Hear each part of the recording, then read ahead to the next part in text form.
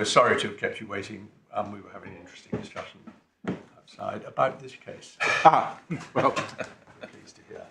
I'm going to move to issue estoppel. Before I do, there are 4 things that really just arose out of yesterday that are a little disconnected from the continuous sequence of the submission, so it's better to deal with them just now. The first is an answer to a question which was about numbers. Yes. I have to confess we aren't completely agreed about the position, but it may be for your purposes that it may be enough to know what we are agreed about. Yes. It's absolutely not an issue, but the number of Anderson claimants initially were 69.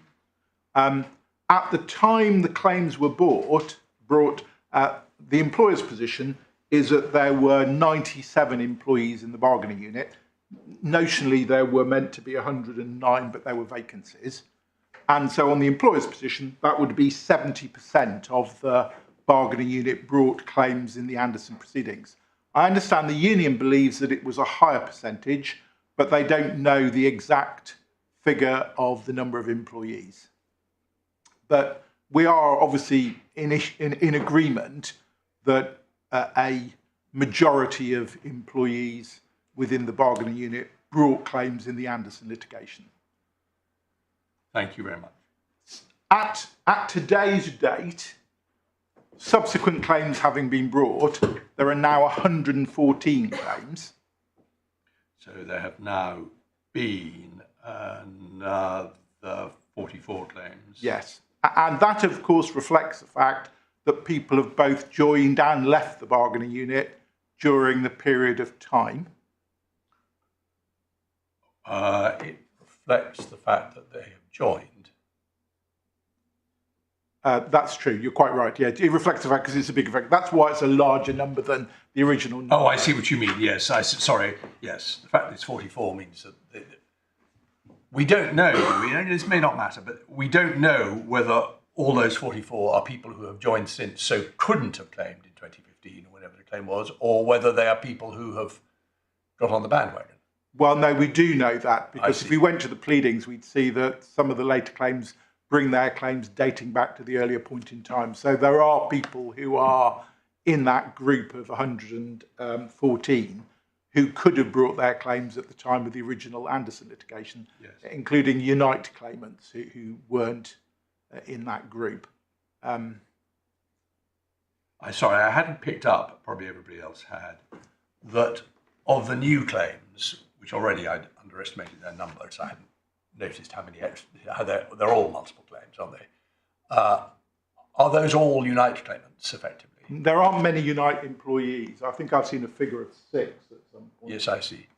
So there 6 Unite claimants. And the rest are further RMT claimants? I think there may be some non-RMT people in there. Thank you. I don't know the precise answer to that, but it doesn't matter. But I'm just going to note it's a mixture of further RMT claimants,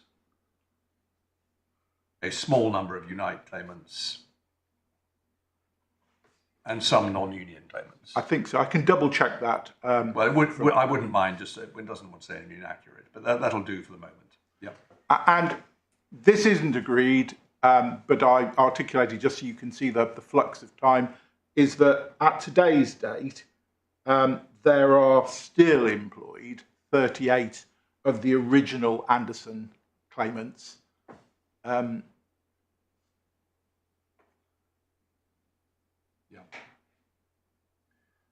the numbers in the relevant grades, which is the bargaining unit, we can assume, I appreciate, not quite agreed how many there were in 2015, but it's not likely to have changed much. Well, our present figure of March 22 is that there are presently 98 filled vacancies in that respective bargaining. But again, the union thinks it might be a bit more. That was at the earlier point in time. Okay.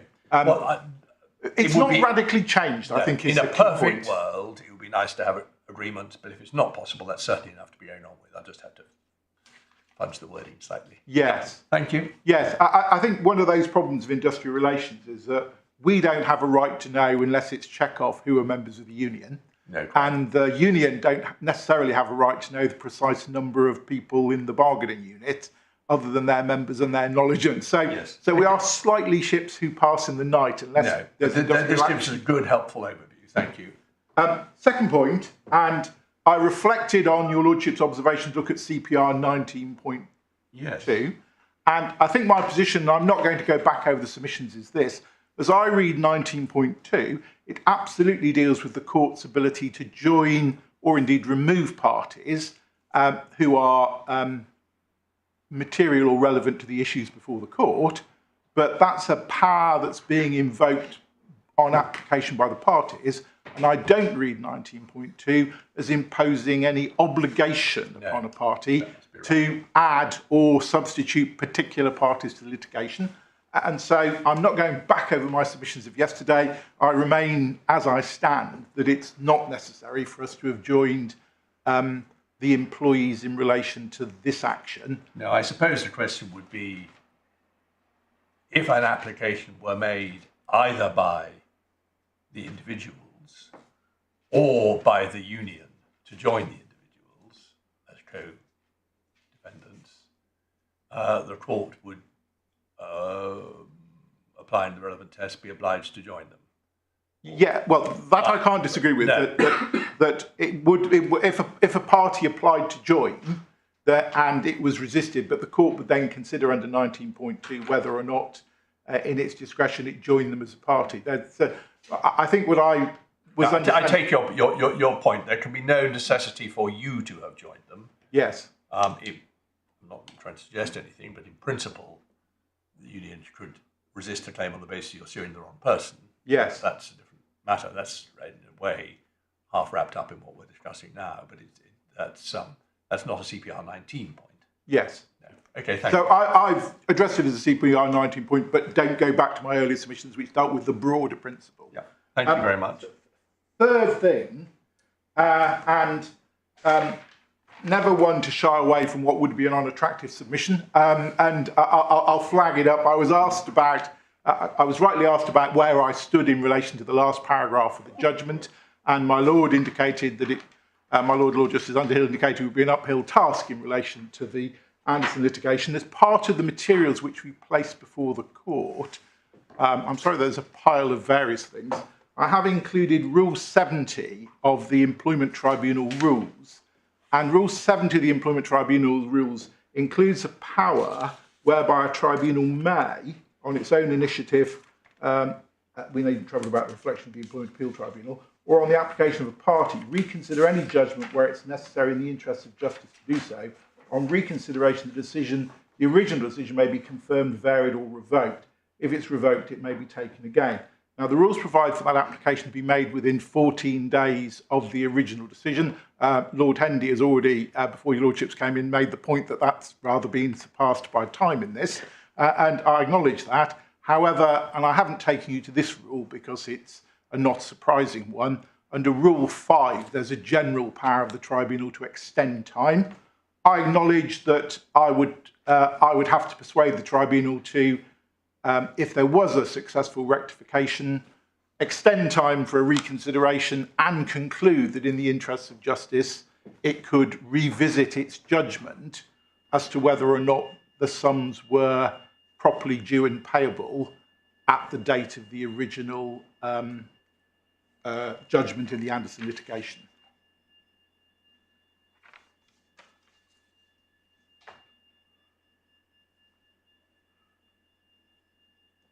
Yep.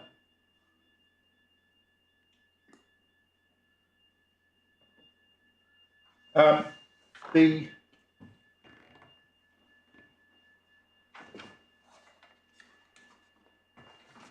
think those were the only points that.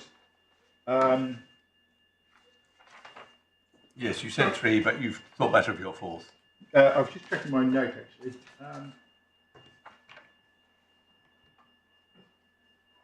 No, it was just 3. And you've helpfully supplied copies of the 2 cases footnoted in Snell. You deal with them or not as you think necessary to your submissions. But anyway, we all got them, and I'm grateful for that. So those 2 footnoted cases being Construction Industry Training Board in Leighton. Oh no, sorry. These are the ones about whether you can, as it were, sort of whether you can raise rectification as a defence without going to the remedy. I'm going to go to those as part of the estoppel. No problem. Because they fit in the context of the estoppel issue. Okay, fine. So I will go to them. On the issue of estoppel, and in our skeleton argument, we're at page 60, paragraph 21 of the issue of estoppel. And I'm not going back over old ground, obviously, but in relation to Lord Sumption and the Virgin Atlantic case, in that summary at paragraph 17, where he looks at the law and then goes on the various species of issue resolution that might bind in subsequent proceedings, and he then goes on to refer to Arnold and Lord Keith. It's clear we say from that there are a couple of issues. There is whether or not the estoppel issue, whether or not an issue has been decided in the previous judgment as a necessary part of the cause of action. So the cause of action may involve determining a number of subsidiary issues which are necessary to form the decision on the cause of action, and those issues may have will have a binding effect between the parties in subsequent litigation. There's then a separate issue, which is whether or not an issue wasn't decided, but could have been resolved in the litigation, had with reasonable diligence it been raised. And all of those are subject to the exceptional circumstances caveat. Yes. Can I just deal with the first point? And it may be in part the argument's moved on from this, but the argument that we faced on the skeleton argument was to say that actually this issue had been decided effectively implicitly because the parties had argued the case before the Employment Tribunal on the basis of the letter agreement. And it's argued against us effectively to say that the issue that had been decided was that whether or not the wording of the letter agreement accurately represented the agreed terms. Now, the Manley Friends skeleton argument at paragraph 61, they're effectively arguing that this is some form of implied concession or acceptance that means the issue has been decided. And we say that that's not consistent with the judgment because the issue was not before the tribunal. So what was the paragraph in his skeleton that you said? Don't take it. Paragraph 61. Yeah, thank you. It's 61 and 63. And for your note, we reference this at paragraph 22 of our own skeleton. At page 61, you'll see we cross-refer to the argument.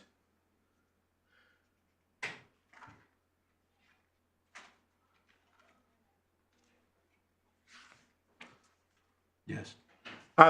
Now, on that point, we do draw some support that there wouldn't be an implicit finding from the cases that the court invited us to bring, whether or not we thought they would be relevant, which are a case called Crane and Hedgeman and Harris at first instance and in the Court of Appeal. And I think your lordships may have copies from yesterday. We have. I'm not sure whether my client hasn't very efficiently put them into a separate bundle, or not in the back of the bundle. Can I start with the first instance decision? It's Simmons J. Very sorry. Just a moment.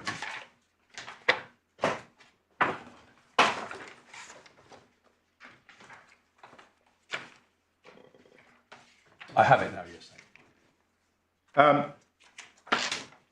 This is a decision of Mr. Justice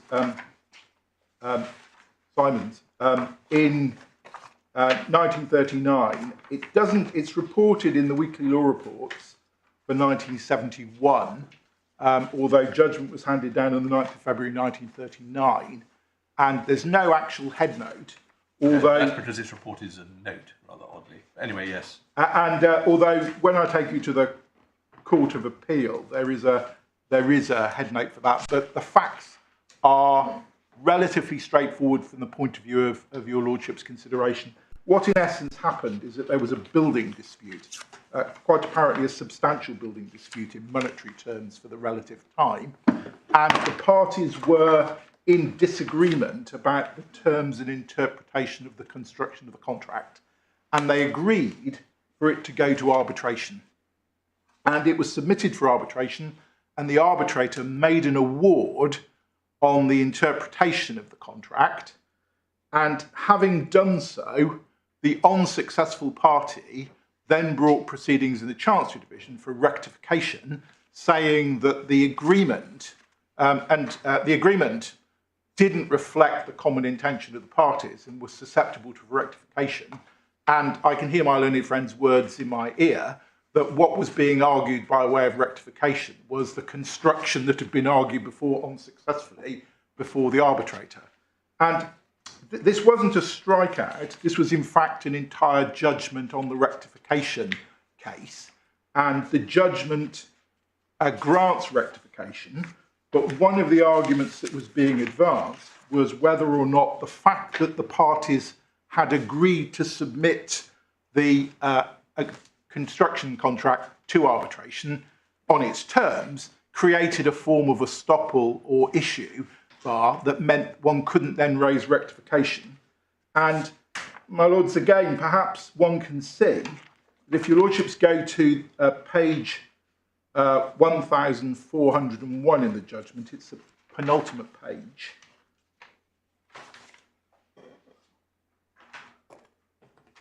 Yeah. I go there because at paragraph C, the judge dealt with this arguments at the end of the judgment, having dealt with all the issues on rectification. And what he sets out there is the plea that was advanced on the pleadings by the defendant as to why it was that the agreement should not be susceptible to rectification. And you'll see, although obviously my learned friend's arguments reflect the passage of the law since that point in time, the core thrust of the argument is the same.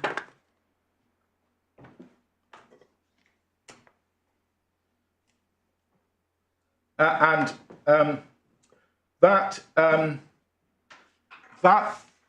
is rejected by the court at paragraphs F to H, where in effect they take the position that there was nothing in the form of a representation or anything that bound the parties by placing it before an arbitrator without the issue having been raised. And I note in passing that it was never articulated before the arbitration that there might be a challenge to rectification as to the agreement, and the issue of rectification was only raised after the construction argument was determined by the arbitrator.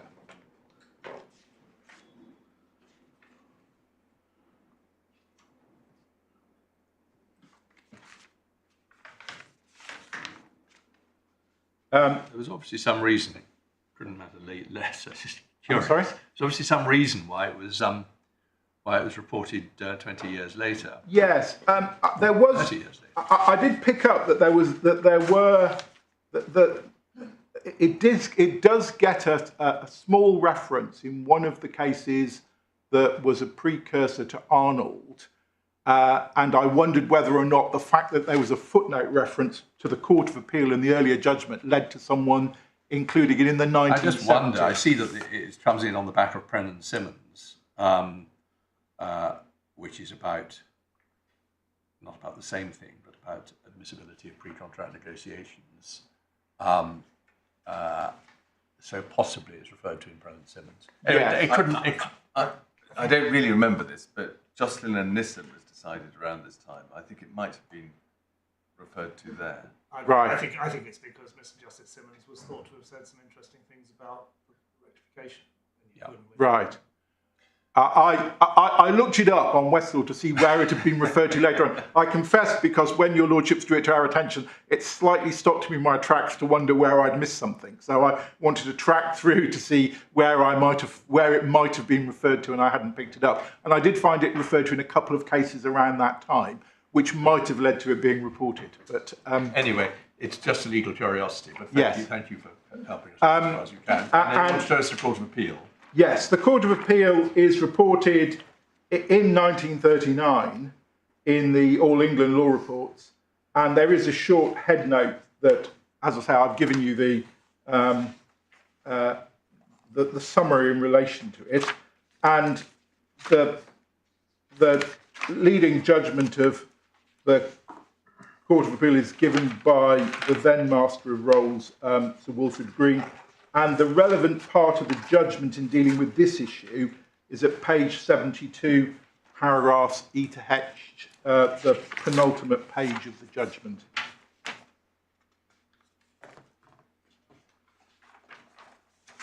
This is where the 2 bites of the cherry metaphor comes, which I made a hash of yesterday.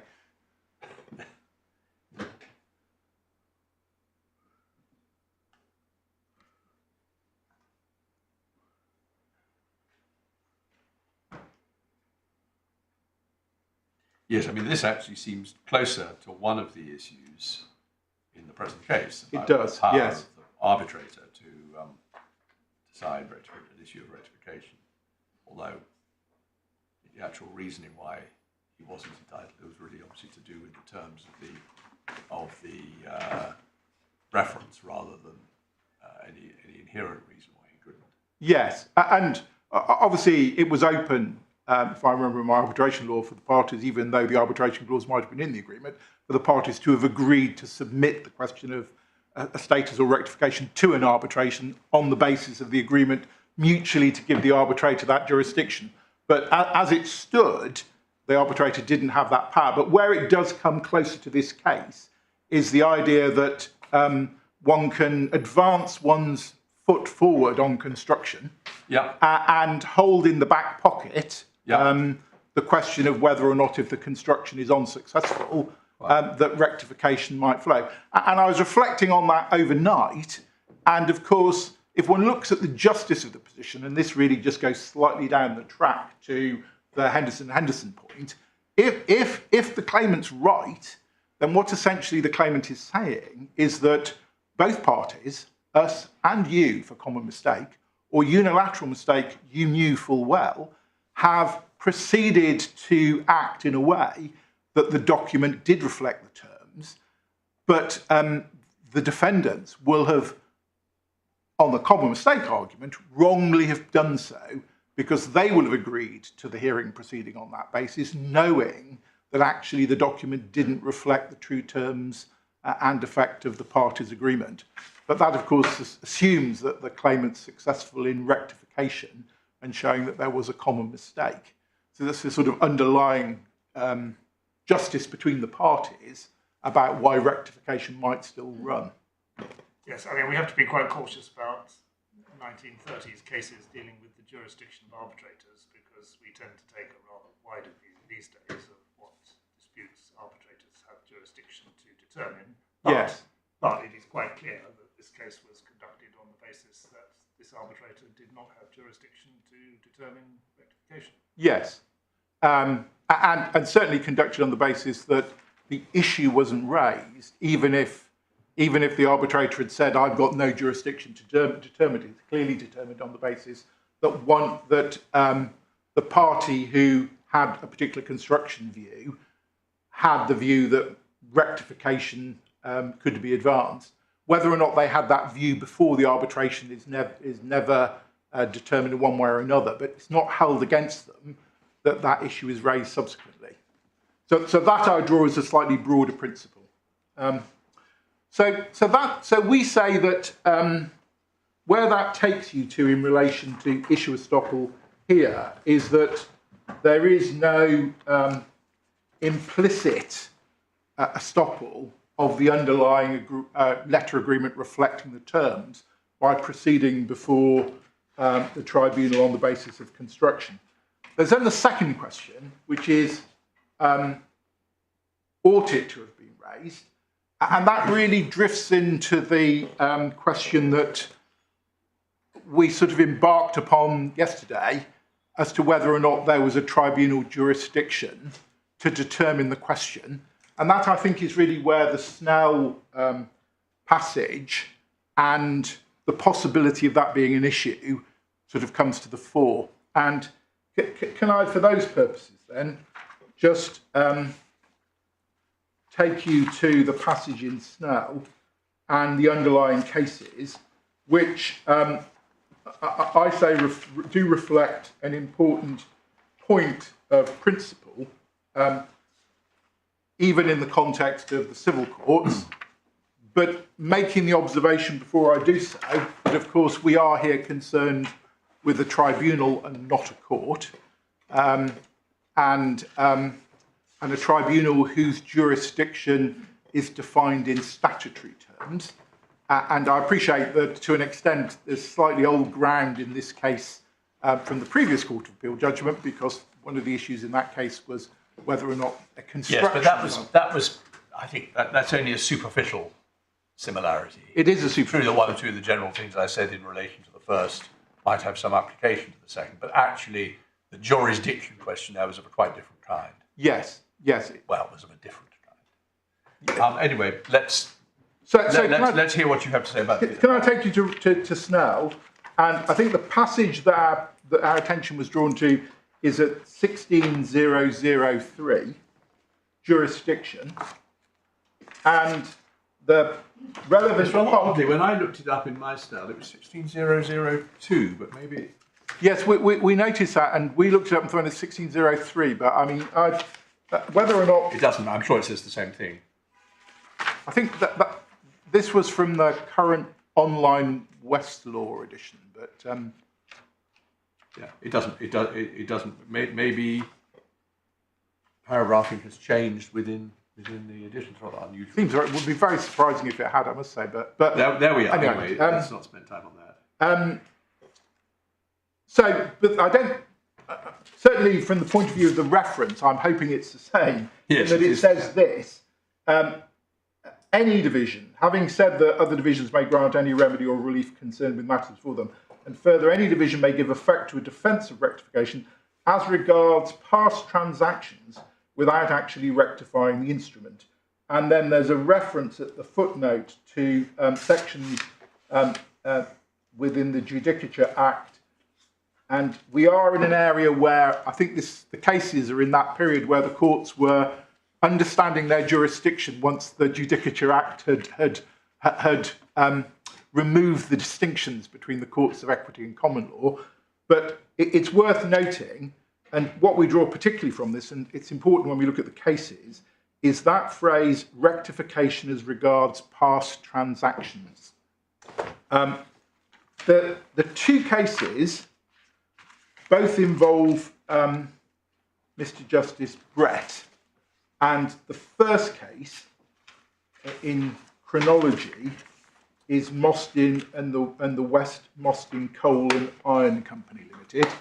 And, my lords, again, there's a head note, but I think the facts can be relatively quickly summarised. It concerned the lease of rights in relation to coal and iron mining over quite a substantial area, I think from memory about 2,000 acres. And there was then an action brought in relation to the rent in relation to the lease, and a defence was raised that in fact the landlords didn't have title to the relevant rights to grant by way of the lease. And that was a defence in effect of not of rectification but rescission, because what the defendant was asking for was for the lease, the phrase that's used is for the lease to be thrown up as a result of the fact that the landlord didn't have title. And the defence pleaded that, and the issue was raised against the defence, hard upon the Judicature Act, that this couldn't be raised in common law courts, it had to be brought in the courts of chancery. And that's the argument that is dealt with by the court. I say Mr. Justice Brett, but he was sitting with Mr. Justice Archbold and Mr. Justice Lindley, both of whom gave concurring judgments. But the passage that we point to, which is really the source of the footnote The wording of the passage in Snell is on Certainly page... the court having been responsible for referring to this in the first place, I, for the moment, can't find my copy. Oh, I'm sorry. Apologise. No, It should have come up this morning. Oh, but, did it? Yeah, well, thank you. Good for you. Let me just find it there. Well, Here we are. I have now found it. Yep. Yes. Right, keep going. Yeah, sorry, it's page Which page are we on? 150. Sorry, 150. Yes. Yeah. There's interesting, but perhaps not necessarily something which needs to obtain us too much consideration of the effects of pleading and the Judicature Act. But at 150, in the middle of the passage, I'm afraid it's not broken down into A's and B's subparagraphs. Do your lordship see between the hole punches a sentence that begins in the middle, if a defendant in an action in this division, if a defendant in an action in this division sets up facts in his answer which in the Chancery Division would entitle him to have an instrument reformed or set aside, and as I say, this was a case of rescission, though this decision cannot reform it or set it aside with regard to its effect in the future, it may, for the purposes of determining the action, treat it as set aside. And that's why Snell talks about it being past transactions. And that's obviously an important distinction when one looks at a case like this, where actually our rectification case is not only, it is a past transaction in the sense of it being historic collective agreement, but it's a current transaction in terms of it determining the terms and conditions of the employee's terms, which is why the relief of rectification from our perspective has an important purpose to it. I mean, one possible outcome, just jumping ahead looking at the big picture, one possible outcome is we might say the action should be allowed to proceed because of its relevance to future transactions and other people. Yes. But make it clear in some way that that does not mean that any rectification could be relied on as regards past transactions. So, as it were, in the present case, now I know in the case of the Anderson claimant's judgment as it stood at the time of the ET decision, I'm not saying we would do that, but we would have to, if we believed it were the case, Yes. that we had to make a distinction between past transactions and future transactions, I think it would be wrong to leave the case without saying what we thought the position was about the past transactions. I understand that, and I appreciate you're just identifying it as a possibility. Yes. Can I be clear about it as a possibility, though? Obviously, you've heard me about why we say that the Anderson litigation would still be open to an argument, uphill or not. But there is obviously that intermediate group, which I identified, where there are claims that have not been determined yet, where even if it were right that rectification could proceed in relation to a current transaction, but not a past transaction, our position would be that where there's not been a determination of the court of the cause of action for those individuals, so the Anderson claimants after 2015, the other claimants who've never had their case determined, that the rectification could still apply to their case. No, I see that. I see So that. there's a slight distinction between... No, it's an important point. Okay, thank you. We just digressed. Yes, can I then take you on to the following case that's referred to in the footnote, and that is Bresler and Barwick. And I mentioned Mr. Justice Brett because, in fact, it's another decision of Mr. Justice Brett, and referring to his earlier decision in Mostyn, although it's right to say this is more on point because this was effectively an argument about rectification. And again, in very straightforward terms, hopefully, it was a dispute about a charter party, and the claimant sued on a charter party, and they had erroneously included the wrong name on a standard form, and the defendant defended saying, effectively acknowledging they'd included the wrong name, but saying, well, you can't sue us on this document. And there was a reply and the reply effectively raised arguments about rectification, saying it was a common mistake to have put the wrong name on the party, and an attempt was made by the defendant to strike out the action because it hadn't formally been brought by way of rectification. And the approach taken by Mr. Justice Brett, consistent with the earlier cases, to say, past transaction, it was a charter party, that was the agreement, it's being sued upon, you can rely on it as a defence, that you can rely on what would be a rectification to its reply, a defence to... well, it goes further because it's the support for the claim, isn't it? Yes. The claim would fail if the defence was good, but the reply saying treat us rectified enables the claim to succeed. So it goes a bit further than the previous one. That's true. That is true. It goes further than the previous one because it enables the claimant to support their claim in circumstances where they didn't originally plead it as rectification. But the principle being applied in Mostyn doesn't seem to change the proposition that one can deal with it by way of a past transaction.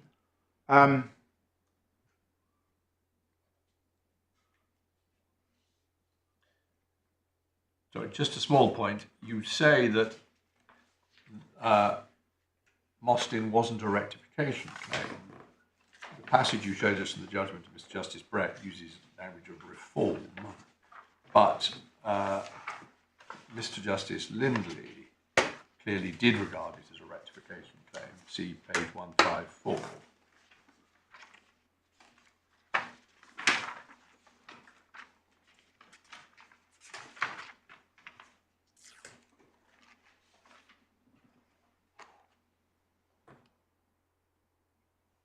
Oh, well, maybe I'm not. Maybe that's not quite right. Maybe that's not quite. Now, right. I think he says it's out of question that the deed may be rectified in the.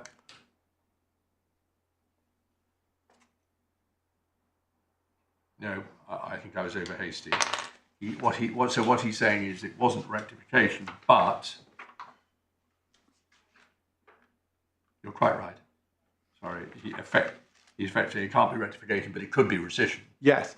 What I can't argue with is that the cases are recognising that there was a jurisdiction in equity for rescission and rectification, and were identifying that jurisdiction was capable of being exercised by another division in dealing with a defence raised. And I take my Lord Justice Mail's point that it could be on supporting a claim, but looking at an issue in the transaction. So effectively, the court in both those cases didn't require the formality of looking at the issue of a specific order for rectification, because it was looking backwards in time at a particular position.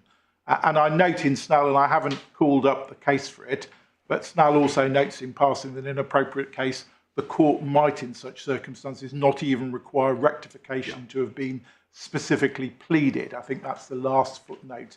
That's the last sentence in the Snell passage. So That's helpful.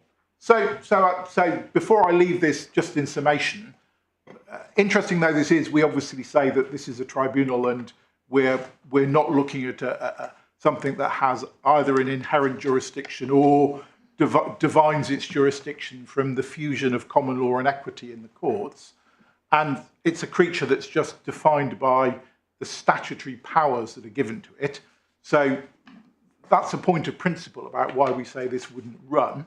If you were against me, and to take the example that was put to me yesterday by Lord Justice Newey of a literal argument between an employer and an employee about whether or not there is rectification, if this principle were applied across, it could arguably be applied if one looked only at the retrospective issue of the past transaction.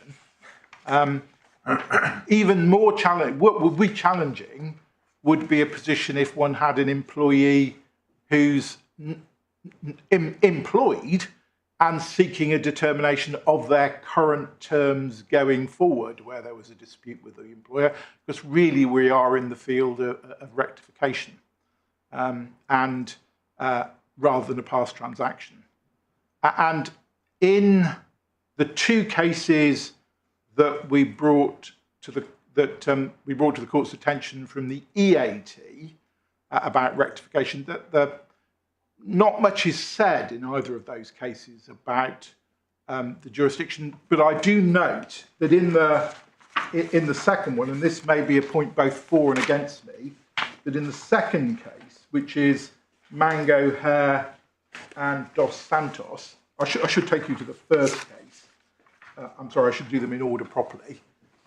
Construction Industry Training Board and Latham. Yeah, that's Mr. Justice Kilner-Brown. Yes, and we're in the precursor to what is now sections 1 to 11 of the Employment Rights Act about determining terms of an employee's employment. Yes, that was the provisions that I was referring to earlier, as suggesting it might be what the Employment Tribunal had in mind by saying it had no power to amend the contract. Yes. Or not so much had no power to, but referring to the possibility that it might be asked to. Yes. Yeah. And the head note, as I say, I think my learned friend Lord Hendy is going to bring to the court's attention the current powers in relation to this. For my part, I don't think anything has materially changed in relation to the powers in this relation, which are about determining the terms of the employment as would have to be given by the statement of terms and conditions. But what was clear from the EAT's view in Construction Industry Training Board on the then law was that that power didn't extend to a power to determine whether or not a particular contract should be rectified in relation to a manifest error. Yes, I mean that. Yes, that's.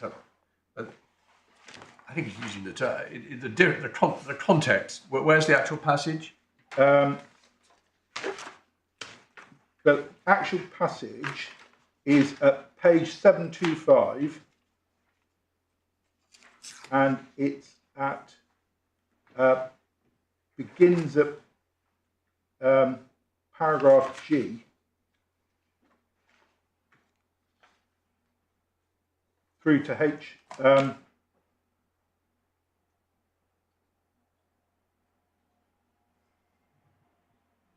Really I, where he says, in effect, the injustice.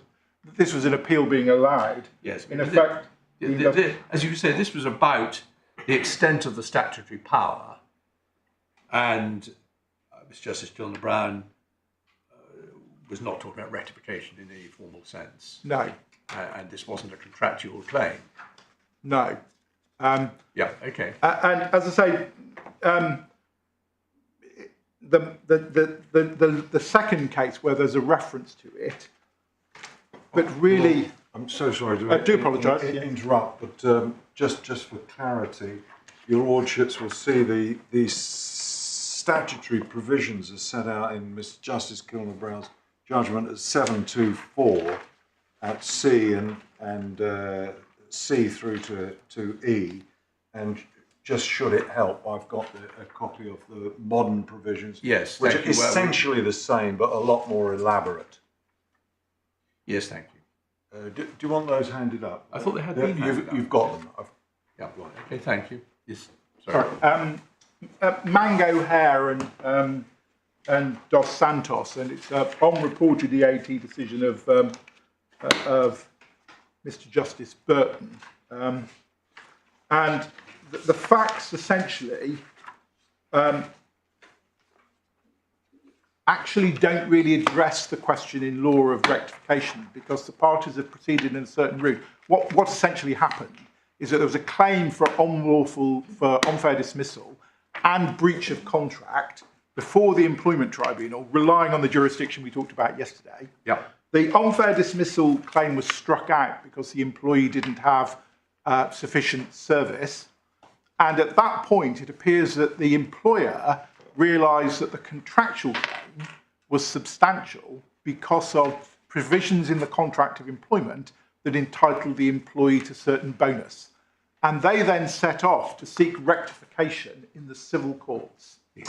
And what happens is that there's an application to adjourn the tribunal proceedings pending the rectification proceedings in the civil courts being determined, which is resisted by the employee and goes to the EAT, who decide that the proper course is to stay the tribunal proceedings while the rectification proceedings are progressing. Yes. So it doesn't directly address the question of jurisdiction. It proceeds on the assumption that there is no power for the tribunal to have rectified the contract in determining what was due or not due. And the real issue is how one deals with the progression of concurrent litigation. Yes, thank you. Well, that's very helpful. Well, it says in paragraph 24 that it's common ground that the employment tribunal had no jurisdiction. Yes. And I think it's fair to say that Justice Burton seems to have assumed that. Yes. Correct. Yes. So it's not a case that looks at the question in any meaningful way. It's an example of something we canvassed, I think, with you, or possibly with Lord Henry yesterday, of whether if the question of rectification had been raised, Yes.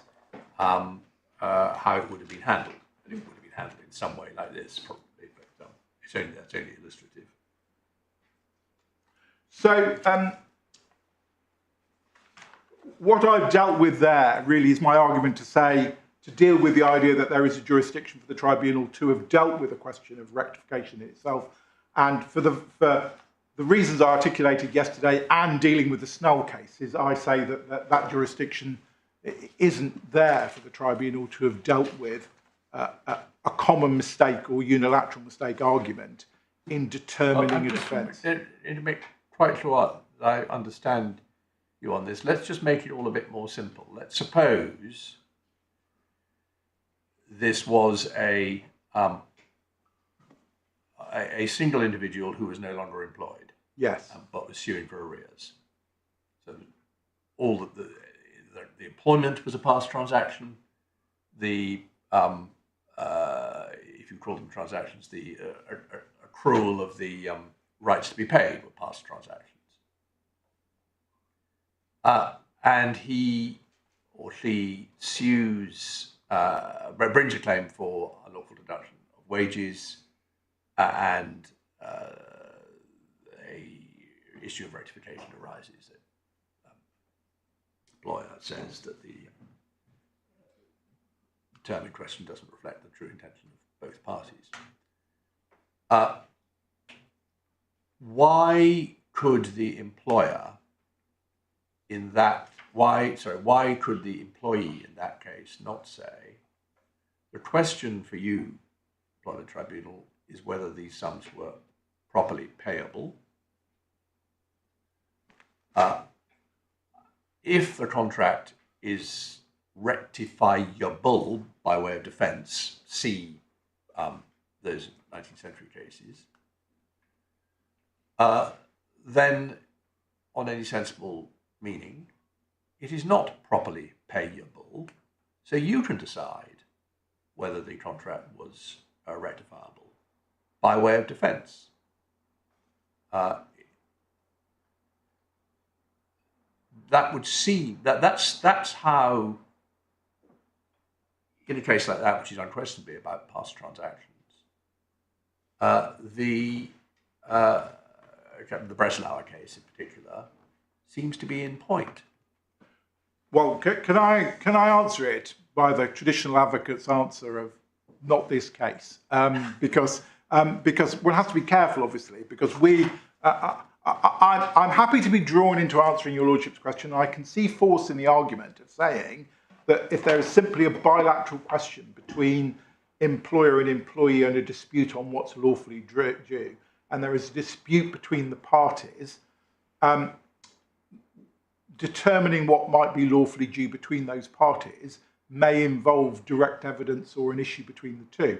But of course, why I say not this case is, here, going back to the privies issue, what's before the tribunal is the contract, which incorporates the letter agreement. And what the argument that's being advanced against me seems to contemplate is a two-step removed in the sense that A, it's about rectification involving parties who are not before the tribunal, because it's the unions who were parties to the agreement, not the employees, not a party who can even be, who's not even a party within the jurisdiction for a claim against in relation to the tribunal, and two, it's actually an agreement that is not the contract of employment, but a collective agreement that only enters into the contract of employment. And it's an agreement that is being looked at, which is said not properly to have been recorded. So I see the force in the point on the Snell cases, but say for this case, it takes the principles too far, particularly when one looks at privity of interest, to say that this was open to the tribunal. If we're looking at issue estoppel and thinking about questions like could or should the point have been raised and special circumstances, are there not perhaps three levels of question? One being, was there jurisdiction in the employment tribunal either to award rectification or to treat the contract as rectified following the 19th century cases approach? The second question being, well, even if there was such jurisdiction, was this a situation where people could reasonably think that the employment tribunal was not able to deal with it, looking perhaps at the recent cases? And then thirdly, is any of that relevant in a situation where the evidence seems to be not that a decision was made not to raise the point for that reason, but rather nobody thought of it? Yes. Well, I agree with all those three observations of distinction. The first one, the only point I make on the first one is that question about whether or not the first question of jurisdiction bleeds into the second question as to the particular circumstances here. And obviously I'm drawing a distinction as to jurisdiction to say that jurisdictional limits must contemplate that it would be the privies to that litigation, employer and employee, and that the jurisdiction wouldn't extend. And I was trying to think back and look at another example, to take the opposite simple example. Suppose, as sometimes is the case, that in the world of education, there have been lots of transfers out of education into the private sector.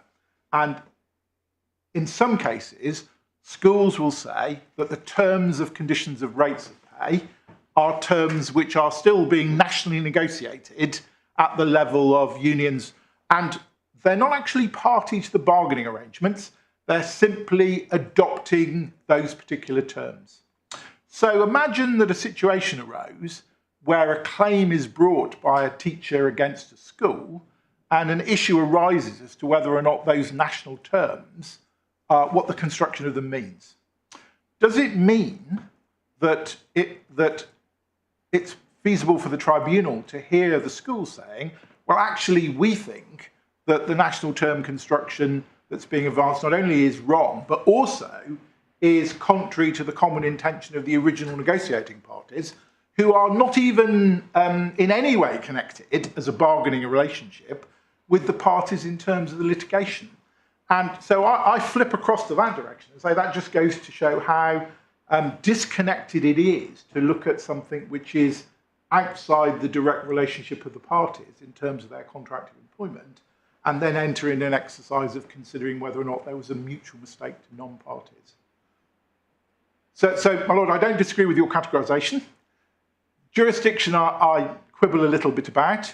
Obviously in 2 and 3, if you were against me on the jurisdiction point, my argument really rests on 2 and 3 to say that in relation to 2, with due diligence, ought it have been recognised that this was something at that stage that should have been put forward before the tribunal on the basis of a line of 19th century authority.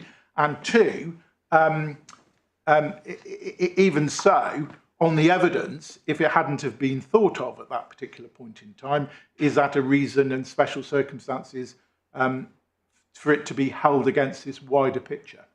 I should just deal with special circumstances because obviously the judge forms a view on this that there were special circumstances, that even if he was wrong on the issue of issue estoppel, it was right that the litigation should proceed.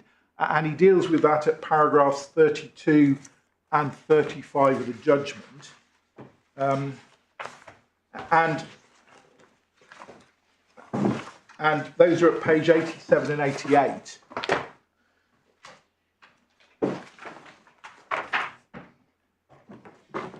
And I go to that in part because, although my learned friend Lord Hendy rightly referred to a reference at the end of paragraph 21, where there was reference to the financial consequences of the Anderson proceedings for the employer, he elided that in 32 to suggest in some way that the special circumstances were only looking at the question from the perspective of the employer. If you look at 32, where the judge considers whether or not special circumstances would mean that the action should proceed in any event, the last sentence says, were the claimant to stop from pursuing a well-founded claim for rectification, it would mean that the outcome of the Anderson proceedings would have significant financial consequences in respect of every employee of the claimant whose employment contract, the letter agreement, was incorporated.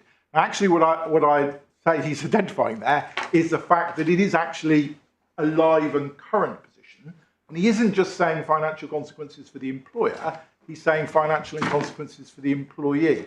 Now, obviously, financial consequences for the employee more favourable to them, and for the employer adversely, but I do say that that's an acknowledgement at 32 that one's looking at rectification being a remedy, to go back to the earlier argument, that's looking at the present position as well as the past position.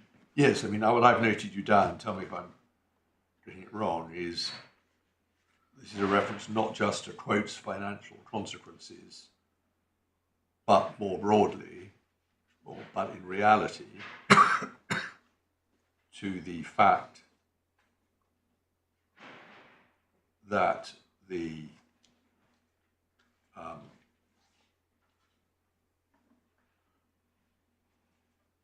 may I use the word validity, it's not quite the right word, shorthand, validity of the letter agreement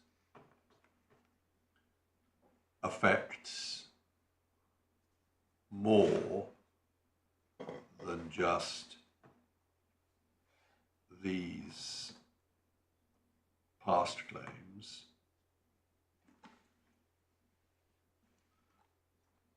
and these claimants. Certainly the reference to every employee means it's more than just this 69. That's why I was quite interested in knowing the number. Yes. Because just suppose there were only 2 or 3 who hadn't claimed. Instinctively, one feels that's not a terribly strong point. But if it's a much larger group, and of course, you'd say a group whose constitution will change from time to time. Sorry, did you say unite claims?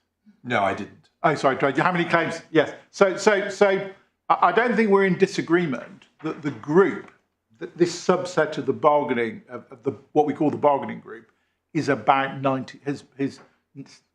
Although the union can't agree the figure, we say it presently still with a few vacancies, about 97. So one's looking of the order of a constituency of people whose terms are being determined in this respect. Yes, but I can't quite see. I mean,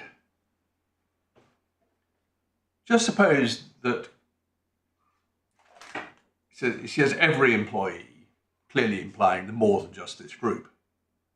Just suppose there were only 3 or 4 who weren't in this group. Would this be a good point? What would the special circumstances be? It doesn't just affect 69 people, it affects 73 people. Well, doesn't seem to be a powerful point. But I may be I think my distinction in the special circumstances is the fact that even with a narrower margin, there's a distinction to be drawn between looking at something which is just determinative of a past question in relation to rectification and looking at something which is absolutely. I do see that's going forward. I do see that's your point, but I'm not sure it's the judge's point. I I can only build on what I see as being the sentence in relation to the end of 32, which I read in that way. Obviously, your lordships may take a different view, but... Can I just talk around that for one moment? If we get as far as special circumstances, it will be on the basis that there would otherwise be issue estoppel on whether or not the money was payable to the Anderson claimants, in the sense that that was what the contract provided for, and it wasn't possible for you now to say that you could have gone behind that. Well, I think there are two levels to it. Yes. I think the way that the judge was dealing with below, in terms of the big picture claim, was that the union was striking out everything by way of rectification, and that embraced a case to say that the issue had been decided in the Anderson litigation, and obviously the rectification, whether or not one draws a distinction between rectification relating to the Anderson litigants or wider, that the special circumstances were being considered on the assumption that there was an issue estoppel out of that litigation that barred the totality of rectification. And that's what I'm just sort of slightly querying. I mean, on the face of it, supposing you get as far as worrying about special circumstances, it's because there has been, would otherwise be held to be, an issue estoppel operating as between you and the Anderson claimants, barring you from reopening the question of whether or not the letter agreement was binding on its, as it had been correctly construed. Yes. Now, that doesn't, on the face of it, mean that you can't raise the same argument against other employees. And you would only be barred from raising the same argument against other employees if there were presumably privity of interest. Well, I entirely agree with that, because obviously we fundamentally say there has to be privity of interest, and that runs both across cause of action estoppel and issue estoppel. And if there wouldn't be a bar. But and it's true that if the estoppel is only said to relate to the Anderson claimants in relation to being an estoppel that prevents me from running any form of argument that looks to run rectification in the way of the arbitration case that seeks to undermine that basis, that would be true. I'd have to go to special circumstances. I can't lose sight of the fact that my learned friend Lord Hendy's argument is more ambitious, because he says that the existence of the Anderson litigation creates an issue estoppel that goes beyond the Anderson litigates and means that I can't, in your hypothesis, raise a claim for rectification even against employees whose claims have not been determined, or indeed even prospectively, so that the position is resolved going forward, because Anderson has decided it effectively... For all the world. For all the relevant world. For the relevant world. Yes. Like in Virgin on the patent decision, for the purposes of that particular judgment, although subsequently dealt with in a different way later, it decided for the world between the parties that that they were barred on the earlier decision on the patent. We obviously reject that. If I was to be right to reject it, then the judge here has potentially gone too far, I suppose, in the sense that he thinks that it would bind in respect of every employee. Yes. And if you were right in your contention, it wouldn't. It would bind in relation to the Anderson employees. Well, my primary position is that you're right, I don't need to go to special circumstances. If I was bound to special circumstances, if my learned friend was completely right in saying it was bound the world, I could, as I read the judge's judgment, go on a wider basis. If it was the case that I was only bound in relation to the Anderson judgment, I think it's fair to say that the judge doesn't specifically consider that question alone as to whether or not there will be special circumstances that said you are still entitled to seek rectification against the Anderson claimants because X. He deals with it more broadly.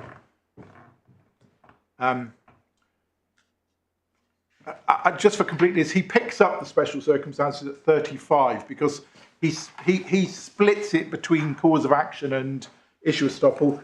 He really doesn't say anything, I think, specifically more in relation to paragraph 35 on special circumstances. No, I think he completely clearly ties it into what he's already said. He does, in yes. view of the significant financial consequences referred to above. Yes, and although there's a little ambiguity there, because obviously much earlier in the judgment, as Lord Hendy referred to, he refers to the financial consequences for us. But actually, I read that as referring to the previous paragraph Right, where he talks paragraph about 32. the financial consequences for everybody. So that was all I was going to say about issue estoppel and special circumstances. I was going to move to the more general Henderson and Henderson, Johnson and Gore-Wood discretion point. I don't know whether it is a discretion. It might be evaluative rather than discretion, but it comes to the same thing. Let's call it abuse rather than discretion. Yes, what we can agree upon is that it's a broad merits-based test, which requires the court to consider the relevant and material factors. Yes. And it's true, of course, not to bring into account irrelevant or immaterial factors in determining that question. Yeah, okay. And I, in our skeleton argument, just for your reference, it's page 65, paragraph 33, that we pick this up. And we included a reference to a relatively more recent case of Dexter Limited and Byland and Body, where Lord Justice Clark, as he then was, summarised the principles, but I'm not sure actually, as I go back and look at it, that it's worth taking you back to the case for something which you're very familiar with the core passage of discretion. I mean, what you obviously like is Lord Justice Clark emphasising that a later action against B is much more likely held to be an abuse than a later action against C. Yes, and that because of the concept of vexing a party by persistent litigation, which of course is the thing that gets picked up in LD. And I entirely acknowledge that it's not an absolute rule that says you can't have the court concluding that some set of proceedings is abusive because we're back in a sense to privity of interest. If I putting aside issue estoppel, if I got my servant to go off and litigate a particular issue, and then I chose myself to litigate the same issue against another party, purely because I wanted to run them through the courts again, there may be issues about a wider issue estoppel, but one could see that the fact that it's a different party, or I chose to sue one person and then sue their own personal employee about the action. In either direction, you could see it could be vexing, but classically, one's normally looking at, I brought an action against you. We could have dealt with all the relevant issues and disputes in relation to that. The courts resolved that, and now I've brought a second action against you, which vexes you in facing litigation for a second time. And that really is where, of course, there are some fundamental problems from the union's perspective, because back to privity of interest, still a relevant factor, they were never vexed with an action in the first place. I acknowledge, of course, that they were funding the Anderson litigation, but there's never been a claim against unions until now. So they haven't had to face a claim determining common mistake or unilateral mistake until this particular point in time. Suppose Mr. Anderson had brought his claim against you for a wrongful deduction and had failed. Would it then be an abusive process for one employee after another to pop up and say, I've got a claim too? And I'm not bound by Anderson's case because I'm a different person. Well, I can't change my answer from the answer that I gave yesterday in the reverse situation, is that it would not be, they would not be bound on they have their own personal cause of action, but it would be open to, as we looked at the Ashmore case, although it wouldn't have been a lead case, it would be open to the tribunal to say,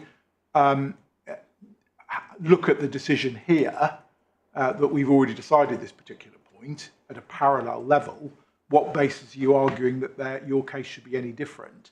And that would really be,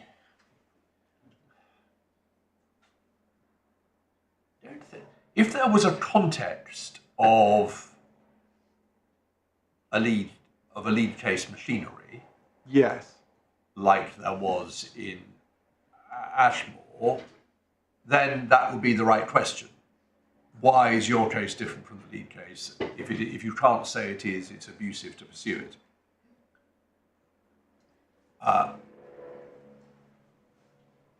But if there wasn't, it'd be very hard to put it on abuse, but you would get to the same place, wouldn't you, simply by having a very summary hearing. Yes. I'm sorry. They couldn't be bound by a previous decision of another employment tribunal, but they would, as it were, call it in and say this is hopeless. It's all been looked at, and you can't say anything different. And yes. You would. Well, I suppose you might strike it out, but it'd be striking out because there has already been a determination of the merits, which seems good to them. Yes. So the strikeout rule is similar to the civil process, of course, for my brother Lord Justices, to Lord Justice Underhill, that it's capable of being struck out in the tribunal if there's no reasonable prospects of succeeding in a particular claim. So I suppose the employer could put at the earlier decision and say it had been decided even if it wasn't. It would be much stronger if it had been to the Employment Appeal Tribunal. Well, if it had been to the Employment Appeal Tribunal, then there would be an argument that unless the construction of the language of the wording might be a binding decision, well, exactly. And therefore, and of course, even yet further the case if the Court of Appeal had looked at it. But the literal answer to your Lordship's question is, my answer would still be the same, that the second employee would not be the subject of an issue estoppel by the earlier case. They would not be the subject of an issue estoppel in relation to them, and it would not be in a Johnson and Gorewood's abusive position because it's their cause of action and there's no privity of interest between them and another employee. The only alignment between them is that they all have the same employer, but they've got their personal contract of employment. Yeah. And what, in reality, and to quite see my lord put it to test the point, it would be very unlikely that it would happen in that way. And if it looked like it was happening that way, tactically or in just accidental disorganization, the employer would take steps to, if necessary, by seeking some sort of declaratory relief against all potential claimants, or possibly by setting up some procedure in the employment tribunal to get all the cases heard together, as was done in the equal pay cases.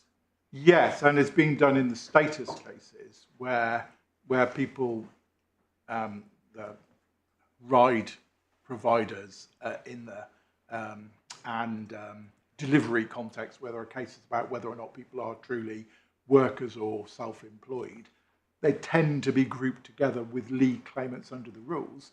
There are some sub-facts there which may always be individually determined, but the construction of the contracts tends to be dealt with by a test claimant. And that's really where, again, it's not really issue estoppel, as my Lord Justice Underhill alluded to. Under the rules, there's a provision that says that you can identify a lead claimant and other parties can be directed by the tribunal to be bound by that decision unless they show reasons why that decision Well, I mean, it's not necessary to spend any more time on my question if there are other ways of dealing with that situation. I'll move on. So on that broad merits base, obviously there's also the question which we flag up of the Oldie litigation, which is whether or not this, whether it's evaluative in terms or a discretion. It remains the case that the approach taken in Oldie, which we pick up at paragraph 35, is the approach that this court takes to the first instance judgment in relation to that particular assessment. and I know it's attacked on the basis that the judge took into account improper factors. I venture to suggest that what is really being attacked on the basis that he's the weight that he's placed upon factors is differential. But the main fact seems to be the idea that he has placed weight upon the evidence being that it was raised as an issue after the Court of Appeal. And the argument seems to be, well, where's the evidence to show it wasn't deliberately sat upon at a particular point in time? I say all that goes into that broad merits assessment. And if you're against me in the judge having taken that erroneously into account, we step back and say, can it really be said on a broad merits basis that this judgment is that proceeding with rectification, if it is the case that there is no issue estoppel, and it's the case that we're looking at a live collective agreement, is something which brings the administration of justice into disrepute because of the existence of the original Anderson litigation. Obviously, without conceding the point, there is again the subtext within that whether or not, which you raised in argument to me, whether or not a rectification was able to proceed in relation to those who weren't the Anderson claimants, then there may be a separate question of discretion in relation to the proceedings being abusive. Let's just assume that there was existing EAT case law that said, although an employment tribunal can't grant rectification as such, it can determine questions of mutual mistake in deciding the question of whether an amount is properly payable. That's by reference to the 19th century cases. So there'll be no question of this being a point that nobody could or should have thought of, but it just wasn't taken. Yes. Whether by oversight or whether because a judgment was made, well, let's get an authoritative decision about the construction, which we think we're very strong on, and we'll cross the rectification bridge when we come to it, if we come to it. In those circumstances, would you say that it was not abusive for the point to be raised, just as it was here, only after you'd failed in the Court of Appeal? Oh, well, now we'll go off and seek a remedy by way of rectification, ignore for the moment whether it's properly against the union or the employees. Stick in the throat, wouldn't it? Well, I say it's not abusive in circumstances where, going back to a point I made this morning, perhaps not sufficiently eloquently, which is that until the point in the Court of Appeal, well, arguably until the point where we were unsuccessful in seeking permission from the Supreme Court, we were obviously of the position that what was agreed meant a particular construction. And that we say it's perfectly permissible and proper for us to have pursued. And of course, you'll recollect that it became entangled in an issue of what the tribunal's jurisdictional power was in relation to that. And that was what, in the end, we lost on, both that the tribunal had the jurisdictional power to interpret and also the construction. At that point, we're faced with this position. The court has determined what the meaning, applying canons of construction that look at the intention of the parties divined from the documents. We then say, well, actually, foul. We know the union, common mistake, knew full well that this wasn't what was intended to be articulated, or they, unilateral mistake, knew that we were progressing on an assumption that it meant X, but were allowing us to draw materials together, that's Y. And that inequity has become manifest because of the fact that they have succeeded in maintaining construction. But it became manifest at the moment the employment tribunal found against you. Arguably, it was manifest as soon as they were advancing a case which you thought was wrong, but even if it was right, they knew wasn't what everyone intended. I mean, in a commercial context, my lords may not agree, but classically, if someone is suing on a clause, they say it means this and therefore you owe them money,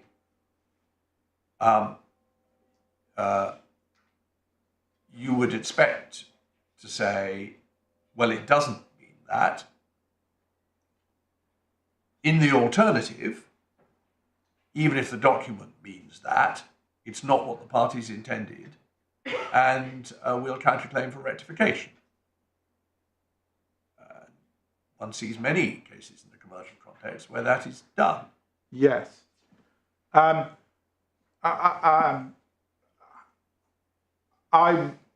don't want to undermine the strength of a jurisdiction which I've practiced in, but one wonders the extent to which, although this case concerns significant points of money in principle, and therefore one may look at it and say, why wasn't it raised?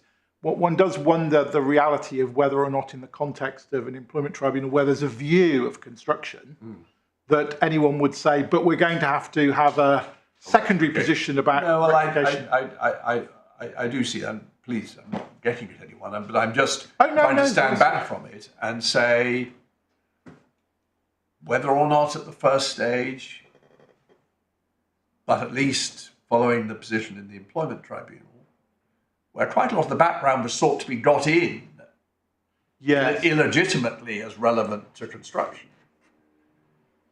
Although there is a problem with the employment tribunal, which again,